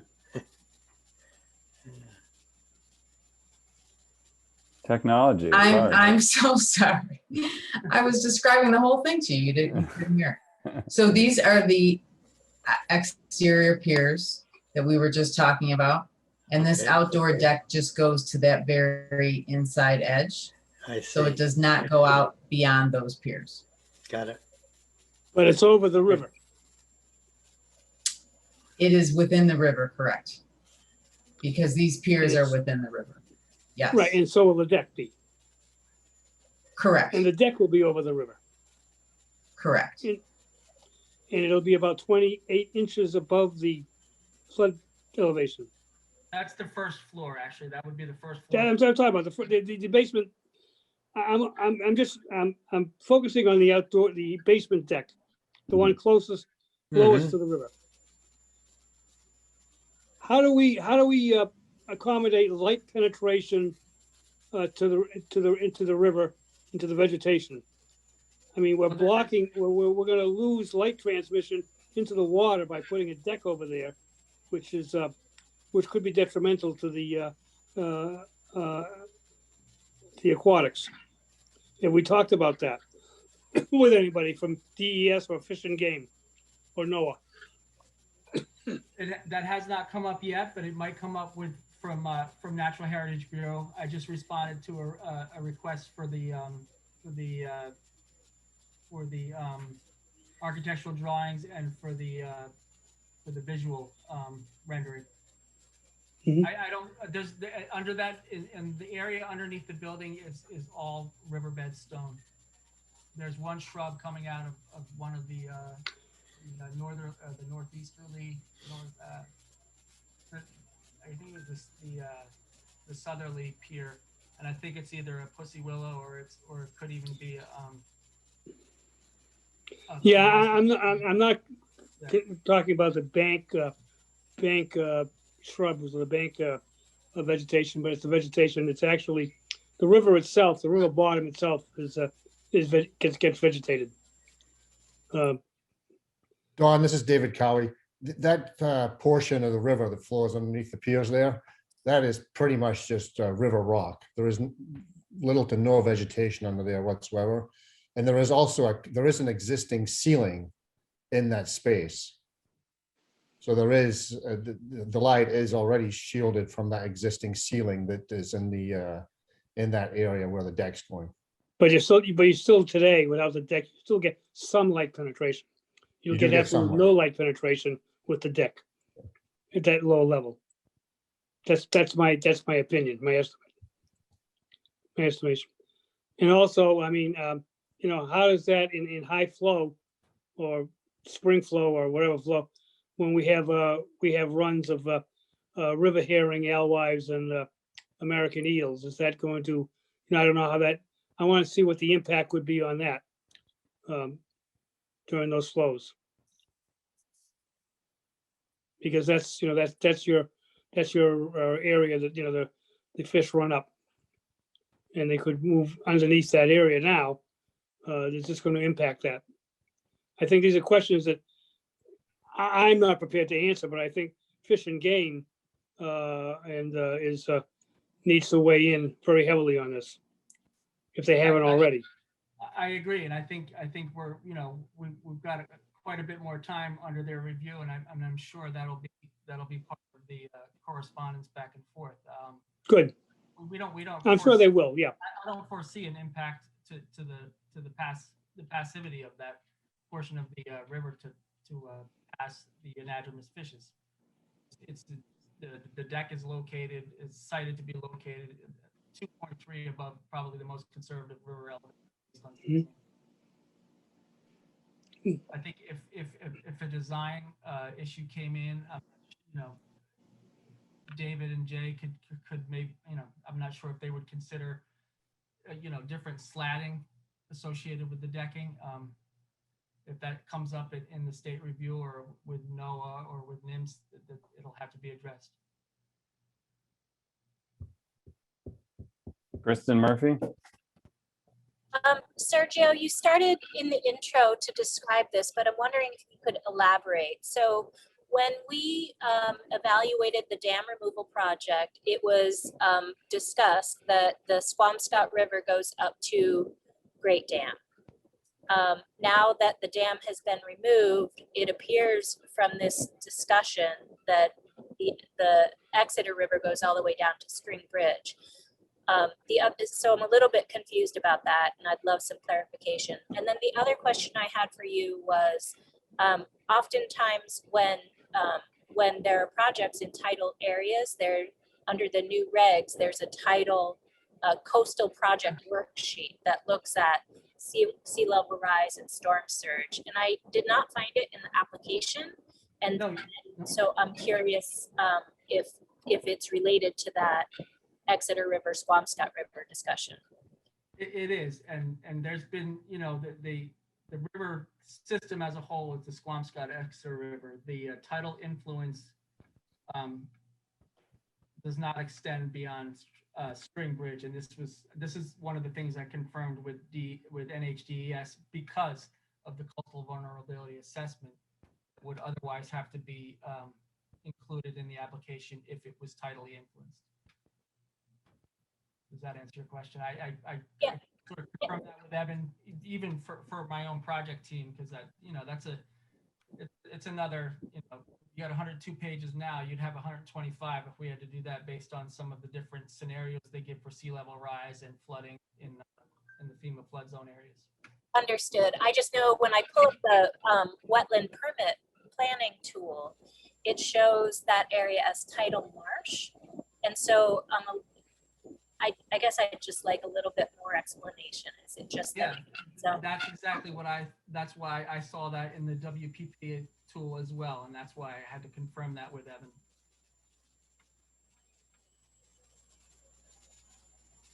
I think we've got freshwater plants living in that island there. We don't have any. I think you might get the only close tidally influenced plant, and it's the freshwater version of cordgrass is it's Pectinata, and I didn't readily see any persistent shoots of it. I saw some loose not Phragmites, some Polaris, some reed canary grass. There's silky dogwood. There's some silver maples on the library side. And that's why I was curious, and I wanted to confirm with Evan before I submitted that we wouldn't have to, that we either do or don't have to address the coastal vulnerability assessment, because everything on the seacoast that I've been working in Hampton and in Portsmouth and also in Rye I've had to address the coastal vulnerability assessment and associated scenarios that the coastal program has come up with for sea level rise. So I confirmed that, so that, you know, it was clear that I didn't have to do it. But yeah, the first thing I saw on the WPP tool was the fact that it does sort of indicate that area is tidal marsh, and I don't see, if you look at the influence on Spring Bridge downstream, you can see that there's quite a large elevation change, and obviously a lot of large outcropping as well. And so is the thought that even under, full moon tides, the elevation of the Squamscott River does not flow into that area? That's the direction I got from DES. Yeah. Who knows? In any scenario, I would think if you had a full moon tide and there was a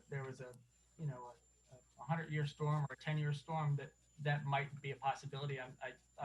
That's up to that's up to the powers that be with Mother Nature, but you have to address the coastal vulnerability associated with the development or with the revitalization of the building.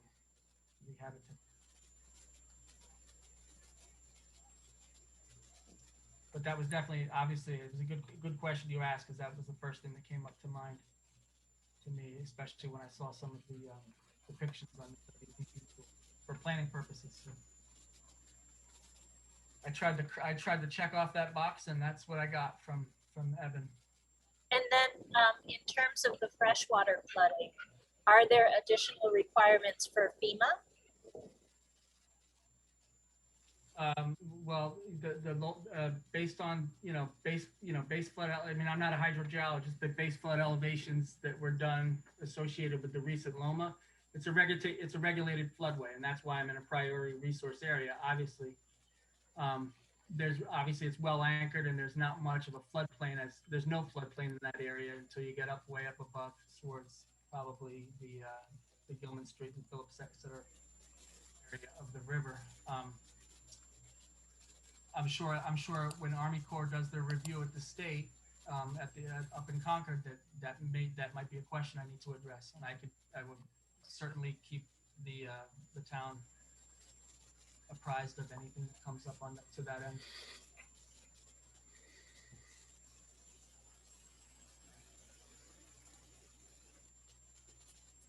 Connor.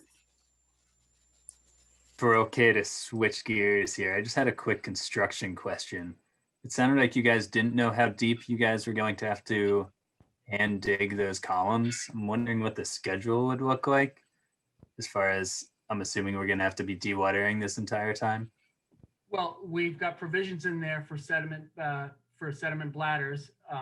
The applicants don't foresee much more than a 3-week window to do any of this. And again, I don't think they anticipate that there's going to be any scouring below stream Riverstone, below grade of Riverstone, as it's more protected than it is exposed to any of the velocities or volumes that might be otherwise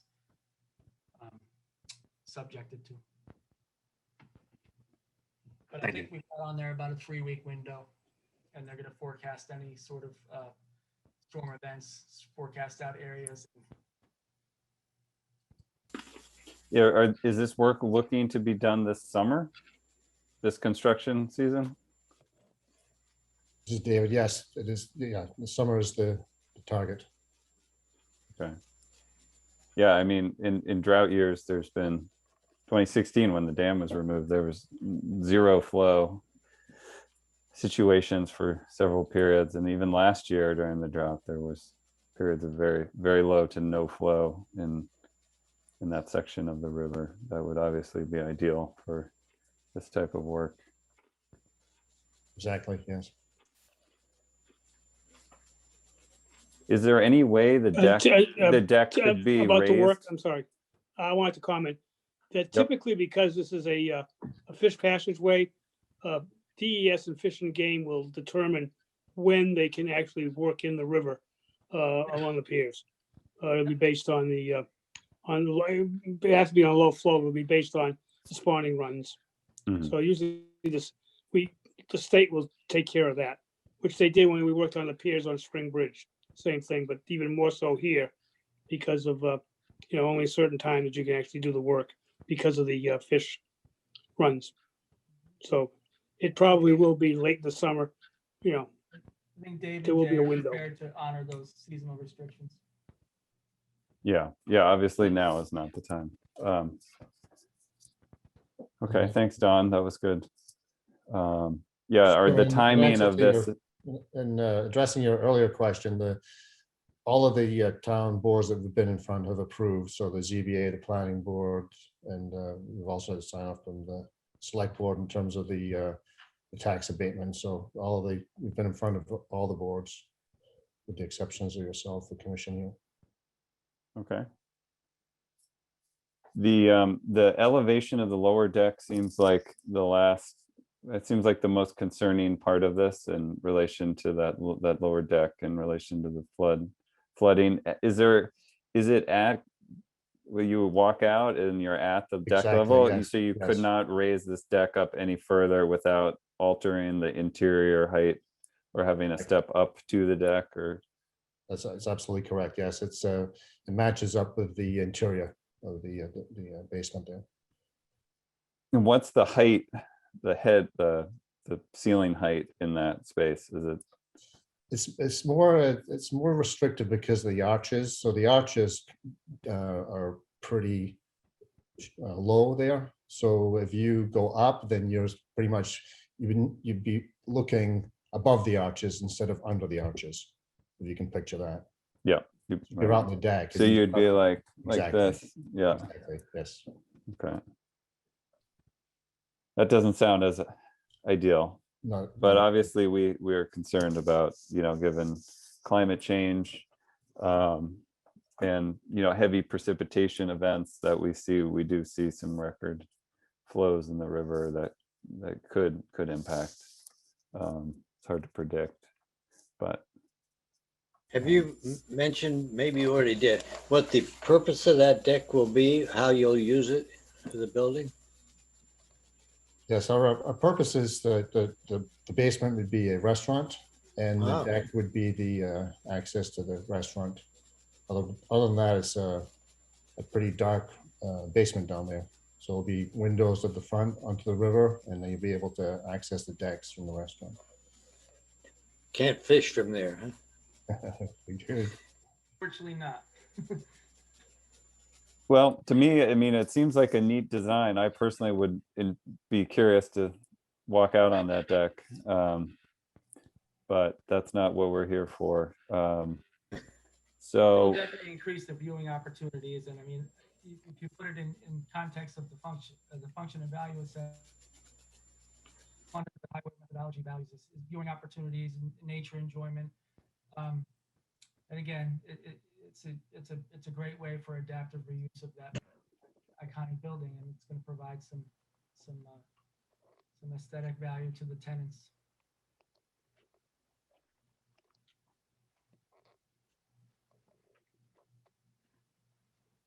so we have an opportunity here to make any comments. We could say we have no objection to this state wetland permit, or we've reviewed it and we have the following concerns. I would So- say any of the concerns that maybe Don has brought up, I think those, and Don knows this well, those will definitely, if any of those are considered, obviously, state permit conditional sort of items that might be on a permit, they'll need to be addressed. And I'm sure you'll be copied on any of the correspondence. And does the River Advisory Committee also gets to comment on this permit, correct? I mean, you're going before them and they also have an official ability to comment, correct? They will, I'm sure they will comment, and the applicants will take into consideration any comments, and hopefully it'll be congruent and consistent with the state and federal review, federal consistency review.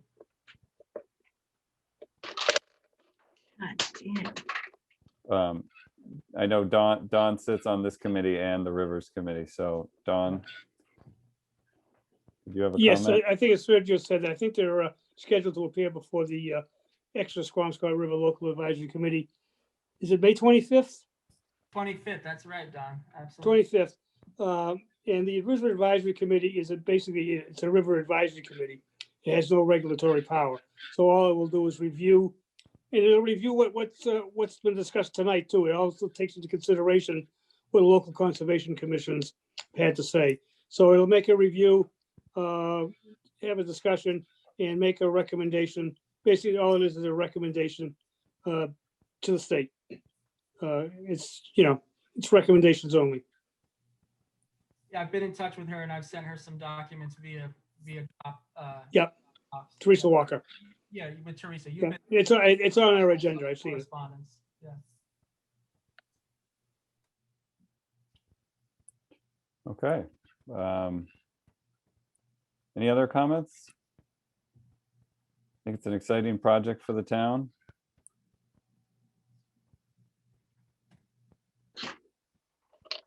Anyone want to make a motion?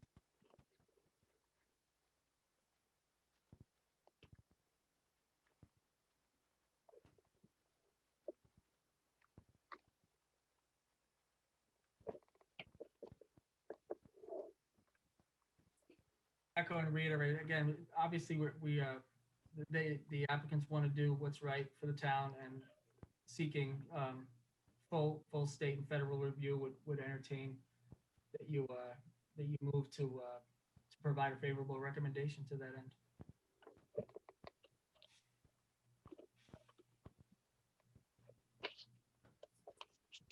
Okay. I guess no one's speaking up here. I'll motion that we've reviewed the proposal and we recommend that the wetland application be approved. And I guess the only condition I would say was that the lower elevation deck is assessed to be compliant with state and federal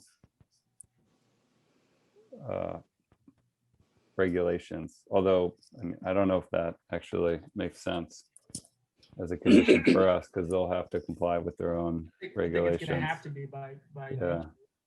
So I guess I would just actually amend that to just say we've reviewed and we would recommend that the wetland application is approved without conditions. Unless anyone wants to add conditions. I'm not coming up with anything smart enough.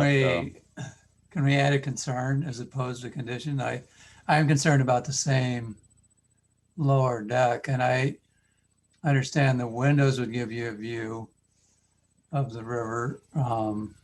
Initially, I was concerned more about the upper levels from people from outside in terms of aesthetics and appreciating the river because they stick out from the building. But actually, in terms of function in the river, I'm more concerned about that lower deck and how close it would be to the river itself and possibly interact in ways either light or humidity or things that may influence part of that river.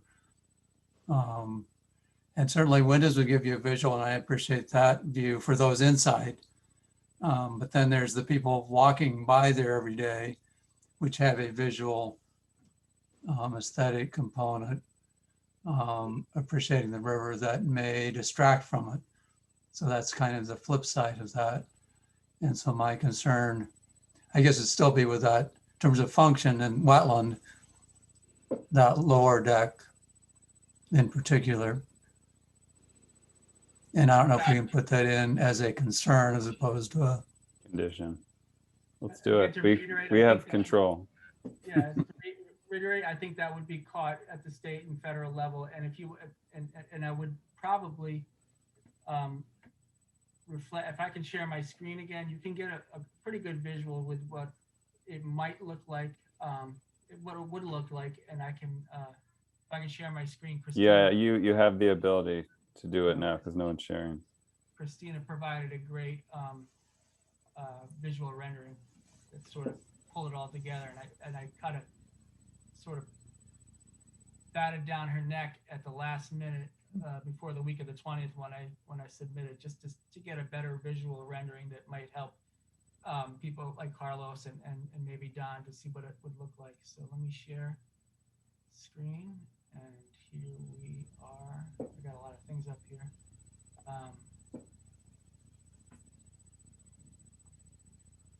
See it? Am I sharing? Yes. Perfect. So you sort of see what passageway would be done to the bottom floor and what you might get for a deck elevation at the basement level speakeasy.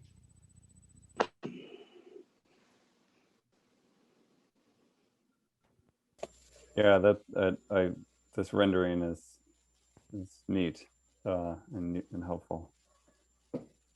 This is David. I'm not sure I quite understand what the walkers by would, how would they be detracted from the deck or by the deck? Well, I am a birder in part. I'm a biologist, but one of the things that birds moving up and down, especially when there's runs of alewives. And so you have a visual from the string bridge looking up or from the other bridge looking down. And this is going to partly be pulling your view towards the decks going out from that building, which you currently do not have. The lowest one, actually, in terms of that component of aesthetics, I think would be the least distracting. But in terms of function of the river, I think that one has the greatest potential to have some interference with the river itself, more than aesthetic and viewing the river.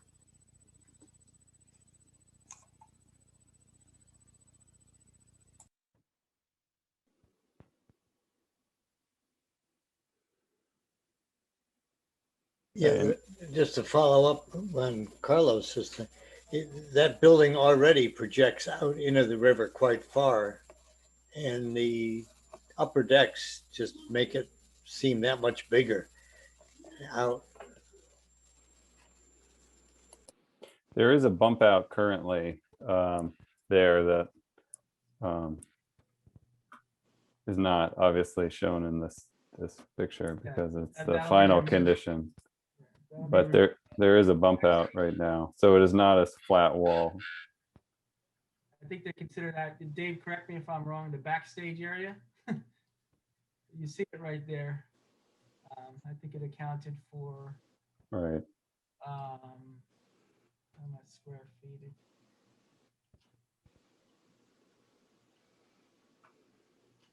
Well, the bump out, and that's not really what we're talking about here. I mean, I'm as much as I like talking about building design and stuff like that, this wetland permit is related to the pier work and the lower level construction. So I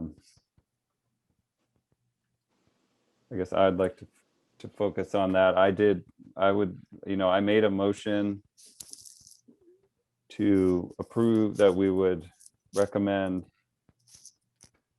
We've reviewed the application, recommend that the wetland application be approved, and we noted concerns regarding the elevation of the lower deck. I would second your motion, Andrew. I guess I need a little bit more clarification. I don't know how to craft a memo from that. So you approve the wetland application, but still have concerns? Or I think they're voting to endorse or to provide a process, and usually we look for something in writing, and that could be that you can state your concerns in that writing. I mean, I like to have, as a consultant, I'd like to have the chair write something that says we voted on such and such date or approve. Understood, Sergio, but so is the memo stating that you recommend approval provided those concerns are addressed, or? Yeah, and I think Yeah, and I guess that's why I'm struggling with this, because I mean, I know other people will look at this, and I don't know if it's if we're the right entity to analyze this or not.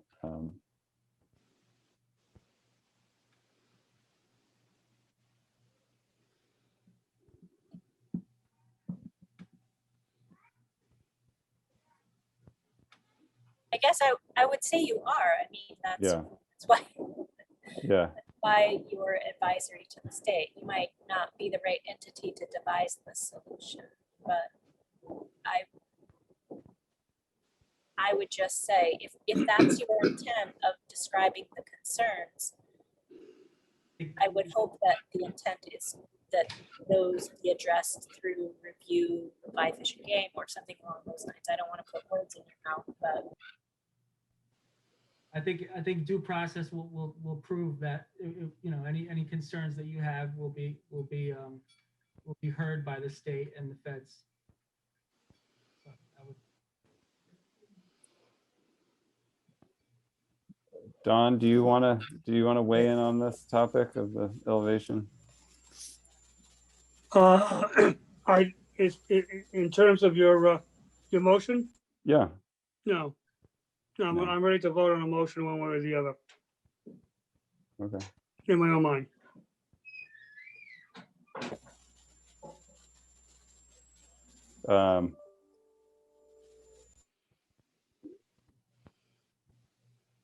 Okay, any other comments? I guess I'm not feeling too strongly either way on this. I do, and I get the understanding that, to me, this lower level deck seems like a nice idea for the building. Does seem slightly challenging for the river. If it does flood, what does that mean? That means that the I don't know what river velocities are like there in a flood stage like that. Would it have potential to damage the deck or the building if it did flood, or would there be other impacts? So do we care if it floods, or is it just going to be a property damage issue for them to deal with? I'll acknowledge that the 2 feet higher seems somewhat conservative, but maybe not entirely conservative. But I understand there's other things that they need to balance, including having a functional height to the deck, and no one wants to feel like they're crouching over trying to look out a deck. So I guess those are all the things going on in my head balancing this decision. And I can try and work with Kristen to write a memo regarding this, but I don't have any major objections to this wetland permit and think there could be executed during a low flow period just fine. So that's why I want to approve it. That's the endorsement we're looking for. And again, if you had to sit down and write a memo with Kristen, you know, it would be good to have the endorsement on record with your concerns with the state. They're going to look for that, just like he's going to look for recommendations or comments from local rivers advisory committee and from the federal consistency review up in Concord. Rather than us craft a memo that has not been fully reversed here, I would just take action on the vote as you started it, and we'll just write it the way it's stated. I don't want to craft a memo that for the commission that the commission hasn't stated. So please continue with your motion, and I'm sorry that I raised the concern about its ability to be interpreted.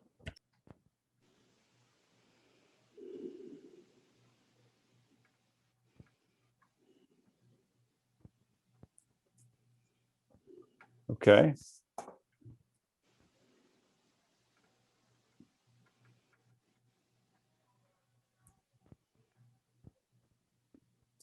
Andrew, I don't know if it helps at all, but maybe think along the lines of worst case scenario, which we hopefully won't experience, but if the deck is underwater, the whole basement's going to be underwater.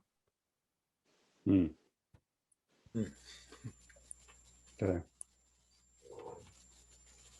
Yeah, because the deck may be the least of our concerns at that point in time. Yeah.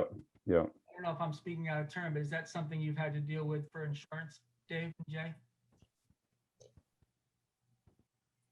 Sorry, Sergio, I didn't hear you there. Is that something you've had to address for insurance? Yes, we're fully insured for the flood insurance there, but the only reason we need that is only because the building goes out into the river where the piers are. The actual basement is above the flood zone, so it's not a concern there. Mm-hmm. Okay. I guess I would like to keep this simple, and I guess my original motion that we've reviewed the application and recommend that it be approved. That's where I'm at right now.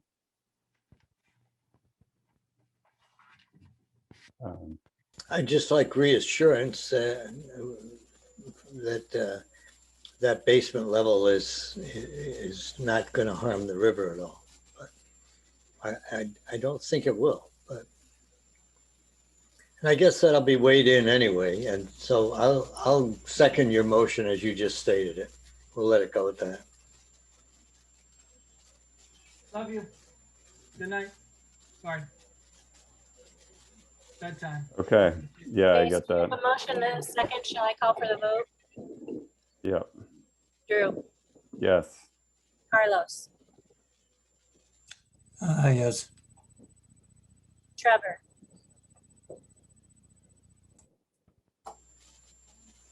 Yes.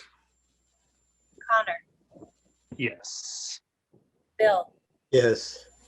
Don. The basement deck is a no deal breaker for me. My vote is no. So that's 5 yes, 1 no. Motion passes. Thank you very much for your Thank you. time. I'm sure Thank you'll you for your hear time. more. Thank you, guys. Have a good night. Yeah, you too.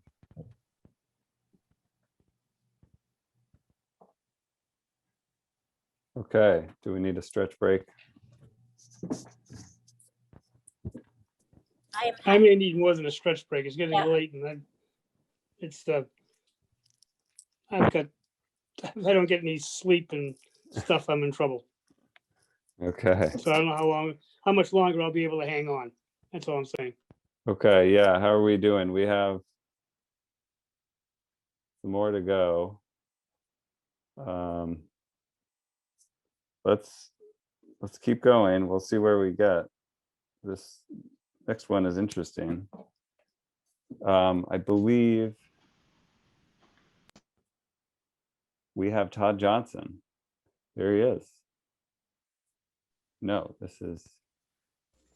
That's Jeff. Yeah, we work and together. Todd. There's Okay. Todd. Yeah. All right. Yeah, we're a pair. All right. Well, and so yeah, go for it. we will not take anywhere near as much time as your first two items, and thank you for your patience and taking the opportunity to look at our proposal for our work at the Little River Conservation Area. Kristen had mentioned it might be useful for us to show the proposed area on my screen if you guys would like as I talk. Yeah. So I'm just going to share the screen right here. Share. Can everybody see that okay? Yes. Great. So this is the third year of an ongoing project that has been funded by the USDA. And the goal is to better understand how both green and white ash, which are locally abundant in New Hampshire, so they're not necessarily a really abundant species, but where we find them, we tend to find a lot. And we're really interested in how different sized trees vary in their ability to resist the emerald ash borer. Up to this point, if you are at all familiar with the beetle, it generally moves into an area. It takes a few years lag before it is detected. And then once it's there, all of a sudden the trees, there's large numbers of ash that have damage and die pretty rapidly. The thing that seems encouraging for us is that the trees that are attacked first are usually larger, leaving the smaller trees to sort of fend for themselves for a period of time.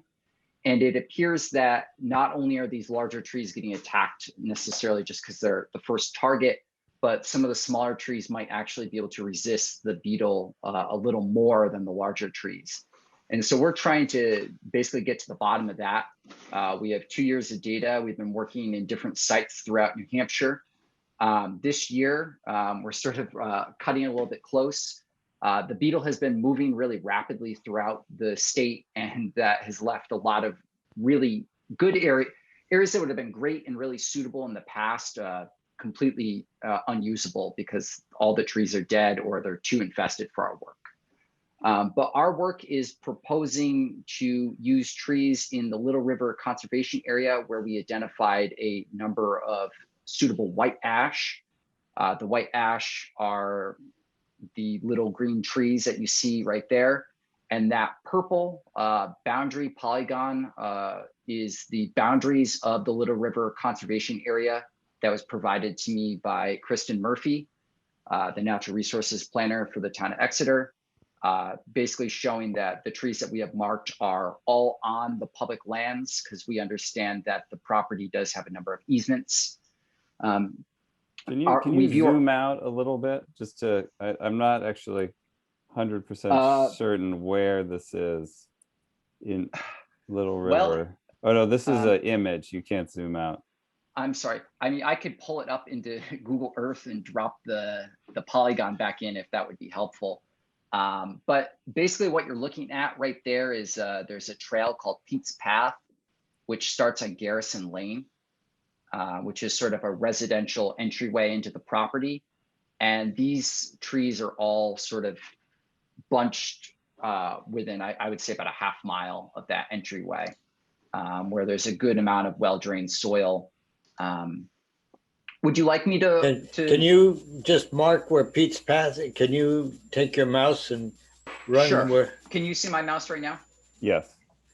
Yeah. So Pete's Path is right about here, I believe.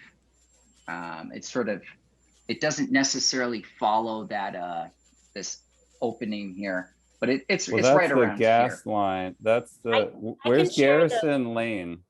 I can share. Todd, do you want to unshare and I'll just share a regional map? Thank you, Kristen. Yep. Sorry. That's okay. Okay, you all see that? Yes. So this is the gas line in Todd's image. The trees are all here.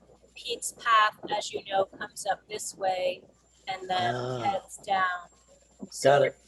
The area that he's talking about is north of the gas line, but south of the Continental Drive properties. Got it. Thank you for the Stop clarification. Yeah, I can stop sharing. Would you like me to reshare my screen, or are we good on that for now? We're fine. Okay.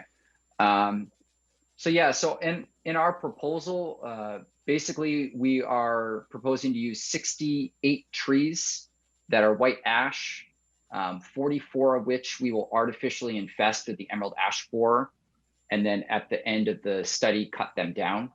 That allows us to study and experimentally control the number of beetles that we put in each tree, so we can study the impacts of the size of the tree on the survival of the beetle. We view this project as relatively low impact because all these ash are going to inevitably die. It is possible that one or two may survive. That's another sort of phenomena that we've been observing, is that some ash survived the wave of emerald ash borer for whatever reason. But most of these trees are going to die, and we view this as a good opportunity to get in there, use the trees to better understand the beetles, so we can modify management to an extent to better protect the smaller cohort of younger trees over time before we lose these trees. We view that as sort of a net benefit for the town, is, because something like Pete's Path is right there, we will essentially be at the end of our study removing trees that will become hazards. These are trees that will die and it will eventually fall. They're things that'll need to be taken off the path, or could, potentially harm someone or damage property and so on. Another reason we view this as a low sort of risk, low impact project is emerald ash borer is already in the town of Exeter. It was detected in 2019. Generally, there's a lag between when the insect is actually introduced and when it's detected. So that means that it's probably been there for at least a few years. And we've seen emerald ash borer signs in the Little River Conservation Area. So it's not like we are bringing an insect in that isn't already in the area to do our work. And as part of this work, we have to receive numerous permits. We receive federal permits from the USDA to work with this invasive species, as well as we have to get permitted by the state of New Hampshire to conduct the work. At the beginning, those are two documents that I included in sort of our packet, the proposal, one showing that our variance permit from last year. Ours is still in the process of being approved for this year. And then the second document was just, we have to show due diligence to the state. So if we say we're going to do something, introduce this beetle, and then remove those trees to make sure we're not augmenting populations, that we actually did it. And so I just wanted to include that to show to you guys that, you know, we have done exactly what we said in previous studies at other sites. And I guess like another benefit would be the release of the biological control agent wasps is part of this project. Currently is seen as the best management practice for emerald ash borer to manage it over the long term. And that by introducing these into the site as part of our project, not only are they going to attack our experimental trees, but they're going to begin to attack emerald ash borer within the site and sort of locally within Exeter. And to be honest, I would not be surprised if the wasps hadn't already been released pretty close to this area by colleagues in the state that have been releasing these wasps already. So all in all, we view this as an opportunity to use these trees before they die.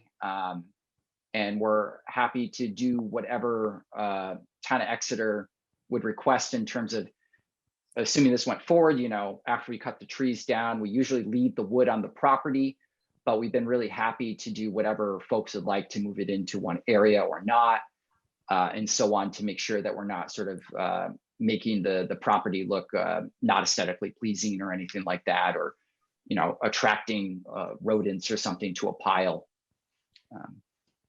Todd, I just think it's important to relay the fact that all of these trees are quite small. The largest tree would be 16 centimeters, right? Which is, you know, 4 inches or so.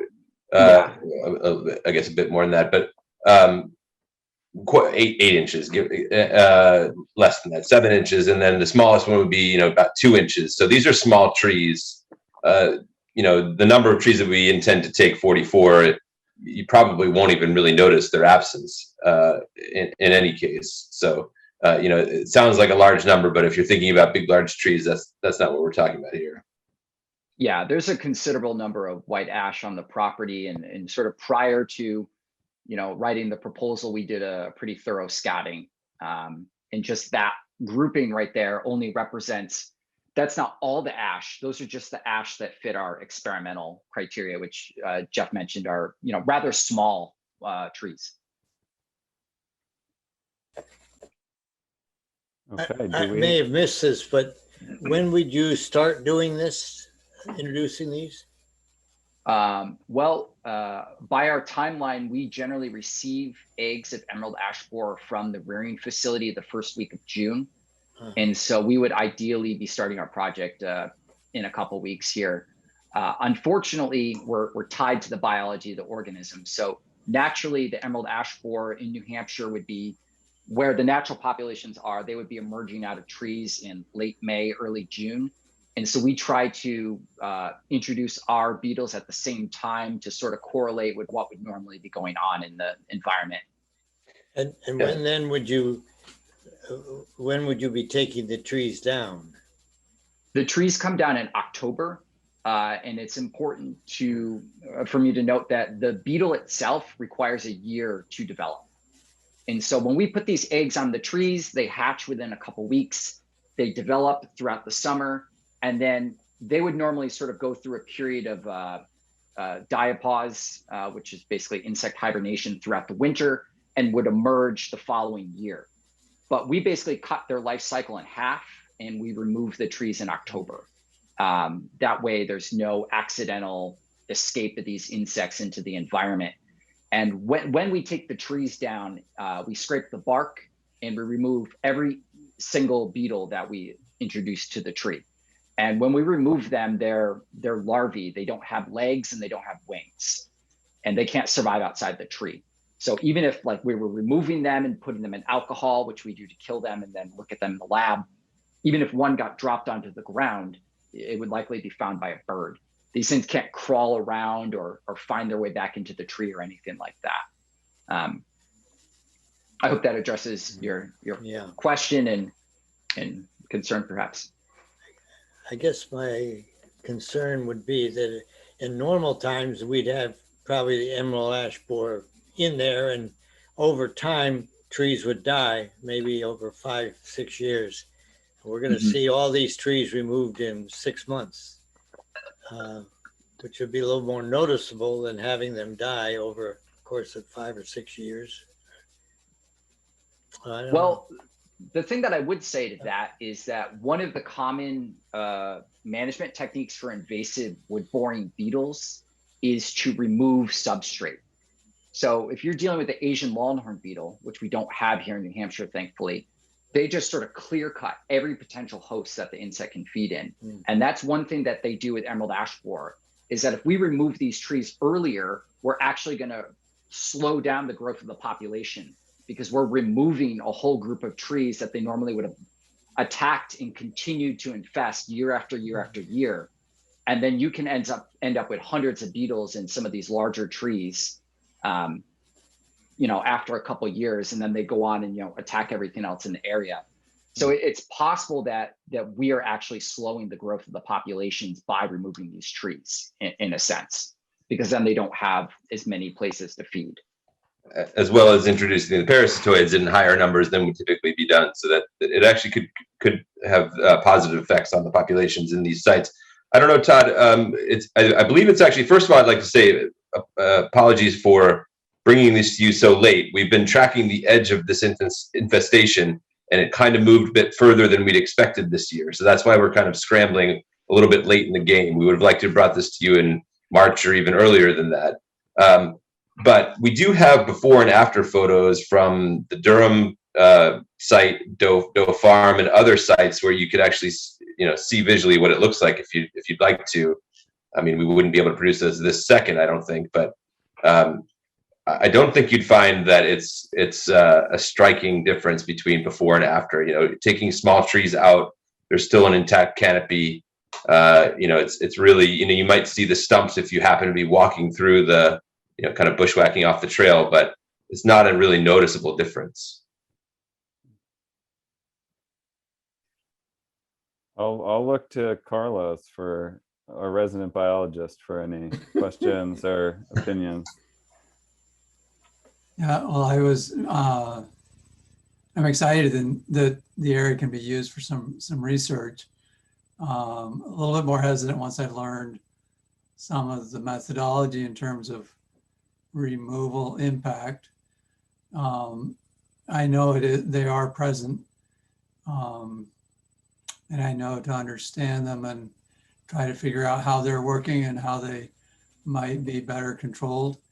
I see that as high value, and we don't have much research that's been going on since I've been here in town properties, and I think that's one of the potential values of those properties. So in my mind, the trade-off of losing some of the trees in the process of the experiment, and obviously there'll be some other use impacts, would justify what potentially can be learned from this project. I mean, invasives are going to continue to be a key issue, not only of beetles, but other organisms that we're going to have to learn how to live with more effectively, losing less of the native species. So I still think I would be in favor of it and support it.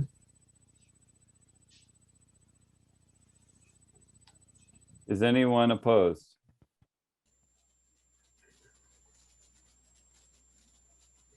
I guess the only thing I have to say is that since it's so close to a path, do we need signs or anything for this work? Well, that's a great question.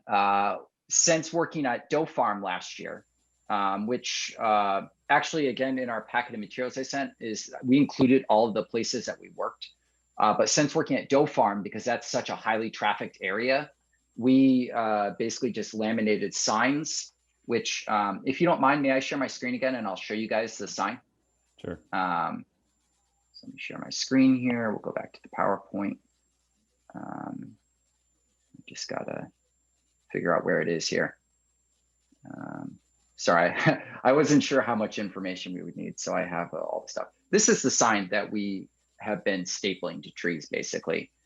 It basically shows what the emerald ash borer looks like as an adult, what it looks like as an immature beetle. If you can see my mouse right here. Oh, maybe I can draw on this. Oh, no. But this thing right here, this is what I was saying. These are the things, that's what it looks like when it comes out in October. So those things don't have legs, they don't have wings, they can't escape. They either die on the ground or they go into alcohol. But basically we show them what the trees are looking like, what we're doing, how to identify emerald ash borer, and sort of how to confirm it, as well as more information about how to contact me. And then I have one of those little QR codes down here in the bottom corner, which goes to the Garnis Lab website at UNH.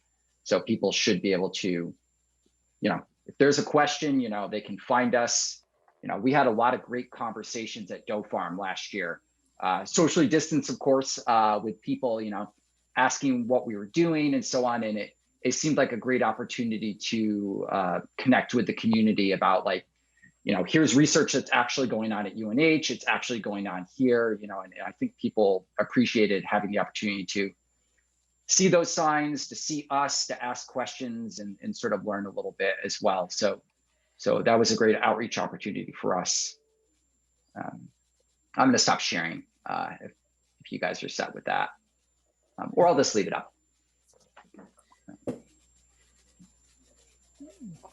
I think some signs would probably be needed.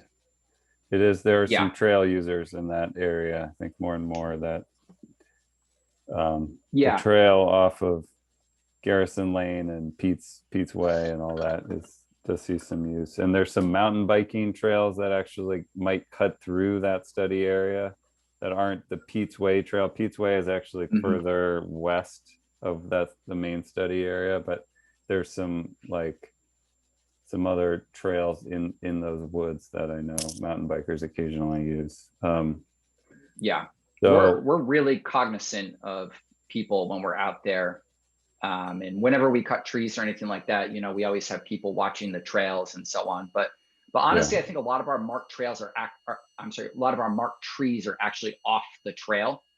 So there shouldn't be too much concern with, negatively impacting people wanting to, still, go out there and use the trail and enjoy the nature and so on.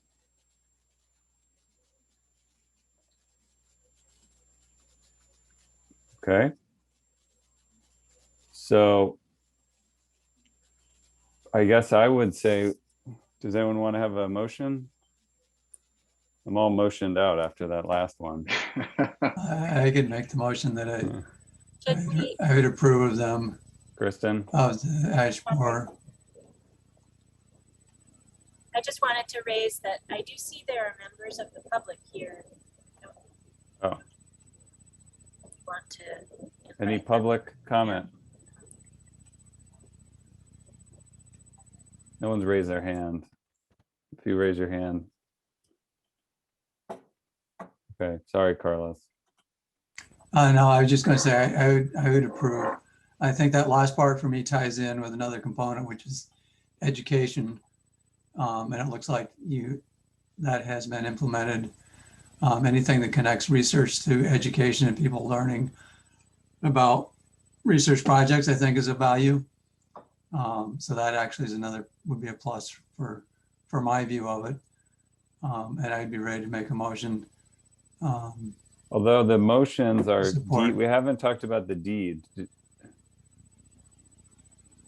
Is there? I think this is in, well, Chris can check on that, but I think it's owned property by the town. Yeah, this is within the town-owned parcels. It avoids the conservation easement. It's within the REDC parcel, which basically, aside from long-term preservation, I did not find anything in there that would prohibit this activity. Now that I raised that, I realize I neglected to put the deed in your packet, but I don't know. I could try to pull it up if you need me to. No, let's move forward. Can we just have a motion to approve their doing this and without referencing the deed? Sure. I think that's where Carlos was going, Yeah, so moved. and I'll second it. Okay, ready for the vote? Yes. Drew, Yes. Carlos, Yes. Trevor, Yes. Connor, Yes. Bill, Yes. Don. Yes. That's 6 yeses. Motion passes unanimously. Okay. Good Thank research. you, everyone.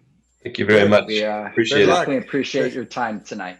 Yes. You have I'm sure we'll be in contact with Kristen as we move forward to keep you guys in the loop as we get out there and start doing our work. Yeah. Okay. Yeah. I asked you, you're in touch with us, and we may want some follow-up too. So Yeah, we I can talk mean, about that. We'd love to do a walkthrough at some point as well, if somebody, wants to see exactly where these trees ended up and so on. Excellent. All right, Thanks well, very thank you much. very much. All right. You guys have a nice evening. Thank you. Good night.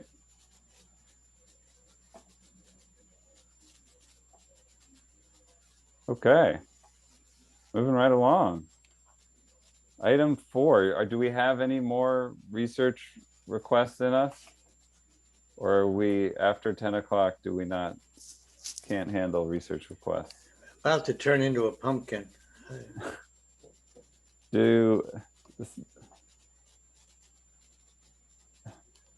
I'm sorry that these meetings the last two months have been long. I don't know how any other way around it. No. So I appreciate everybody sticking this out. This one could be pretty easy. It's 3 game cameras. It's 3 game cameras and some track areas where wildlife tracks will be evaluated. Is the applicant on the call? I do not believe so. I'm not sure who. I think Jay Caswell was associated with the IOCA. Yeah. Okay. Okay. So do we have are there any legal issues or anything that would prevent us from doing this? In your opinion, Kristen? No, I typically would consider this a non-intrusive study. It's setting up 3 wildlife cameras within conservation lands. The parcels are town-owned parcels. The Calkerd Pond reference parcel is actually there's a conservation parcel at the back of, to the upstream, I guess, of the 80 Epping Road easement, if you're familiar with that. So it's not the Calkerd Pond town-owned area by the dam. Mm-hmm. So yeah, and we have a game camera set up already in another, so it's sort of consistent with our own practice. So Yeah. it seems like a good project. I looked through the proposal and nothing really raised a red flag for me. Okay. So I'll motion that we've reviewed this proposal and feel the activity is in compliance with the terms of the deeds as proposed, and we would approve it. I'd second that. okay, ready for the vote? Drew, Yes. Carlos, Yes. Trevor, Yes. Connor, Yes. Bill, Yes. Don. Yes. Motion passes unanimous. Guys, I'm sorry. I'm going to have to log off. Thank Okay. you, Don. It's past my bedtime Yes, thank for a lot you. of reasons, but thank you. Yep. Appreciate it all the time. I know it's tough night. Yeah. Sorry, guys. Good night. Good night. Right, Don. So do we have anything else that we need to take action on? We didn't approve. Kristen? No. The only other item on there with a timeline was we did receive correspondence from DOT regarding Rocky Hill Brook that was in your packet. So I suppose if you have any comments, you can send those to me. But nothing else really had any kind of time associated with it. Okay. Yeah, regarding that, I guess there's nothing official there. So I guess I'm gonna say that we skip that for the time being, but if anybody did read it or has comments, maybe we can provide those to me or Kristen.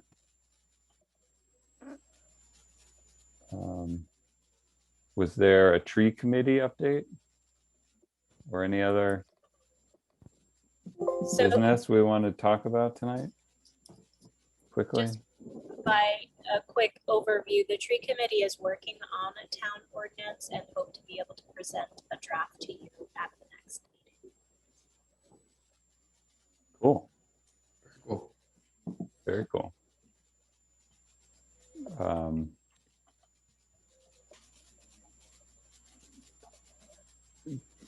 Does anyone have any, I guess I would rather spend a minute approving these minutes unless anyone has an objection. That way we don't have to look at 3, because if we have to do 3 and June's already seems like it's a busy meeting, that's depressing. We gotta keep on our minutes here. So did anyone have any edits? Were you able to review them, Kristen? Yes. Yeah, okay. I'll motion we approve both the March and April minutes. Second. Drew, Yes. Carlos, Yes. Trevor, Yes. Connor, Yes. Bill. Yes. Motion passes 5-0. Okay. There was the timber harvest in the Piscassic Greenway. That was just a heads up to us. Okay. I don't know if there's anything we need to talk about there. But otherwise, or other business, anything else we want to check in on? Super quick, the trail committee is working, the Fort Rock Riders is working to add additional signs in the Oakland area. Some wayfinding signs have been disappeared. And so they're hoping for your support in that effort. No funding is needed. They are able to raise some funds to buy the signs, but it would be great to get some Facebook publicity, I guess is the word, out about them. They've been doing a great job of keeping the trails up and whatnot. Dave's our contact. Yeah. I'm supportive of more signs in our town forest. I know it's still challenging. I did that walk with Parks and Rec, and there was a nice couple, and they had a few anecdotes about getting lost in the town forest. So there was recently a rescue. Yeah. So I think the combination of number of trails and the squirreliness of some of the trails makes it difficult to navigate without a GPS app and some knowledge of how to use that. So more signs is good. So yeah, if you want to work with them on that, that's awesome. Cool. Yeah, I just was in Oakland and I just had one comment on trail, and Dave unfortunately is not here. There's materials left on the entranceway in Oakland's off of Newfields Road. It's been wet and it's a little bit hard to negotiate going around materials that were left. Plus it's having an impact on the vegetation where they were put down. So I don't know if that's to be used right away. And if not, it should be a little bit more neatly piled or stacked, maybe a bit further off the trail. Okay, I can share that with Dave. They were placed there because there was a project with the Academy students. They hauled quite a bit of the materials down from the parking lot down the slope to replace the plankings as you head south toward the tunnel. And I did Yeah. see some were still remaining in the parking lot. Is that what you're talking about, in the parking lot? No, it's in, so it's right at that intersection when you split off to where they're working. Yep, I can share that with Dave. Yeah, great. I know they have a trail day planned. I just don't remember the date. Okay, that's a good update. And the alewife are running? You've seen them? I gotta go see them. So get out there. We need some pictures, more video. All right, well, I will say our next meeting is June 8th, which will be here in no time. Submission deadline, May 28th. And I look forward to that. We'll see you guys soon. Have a great night.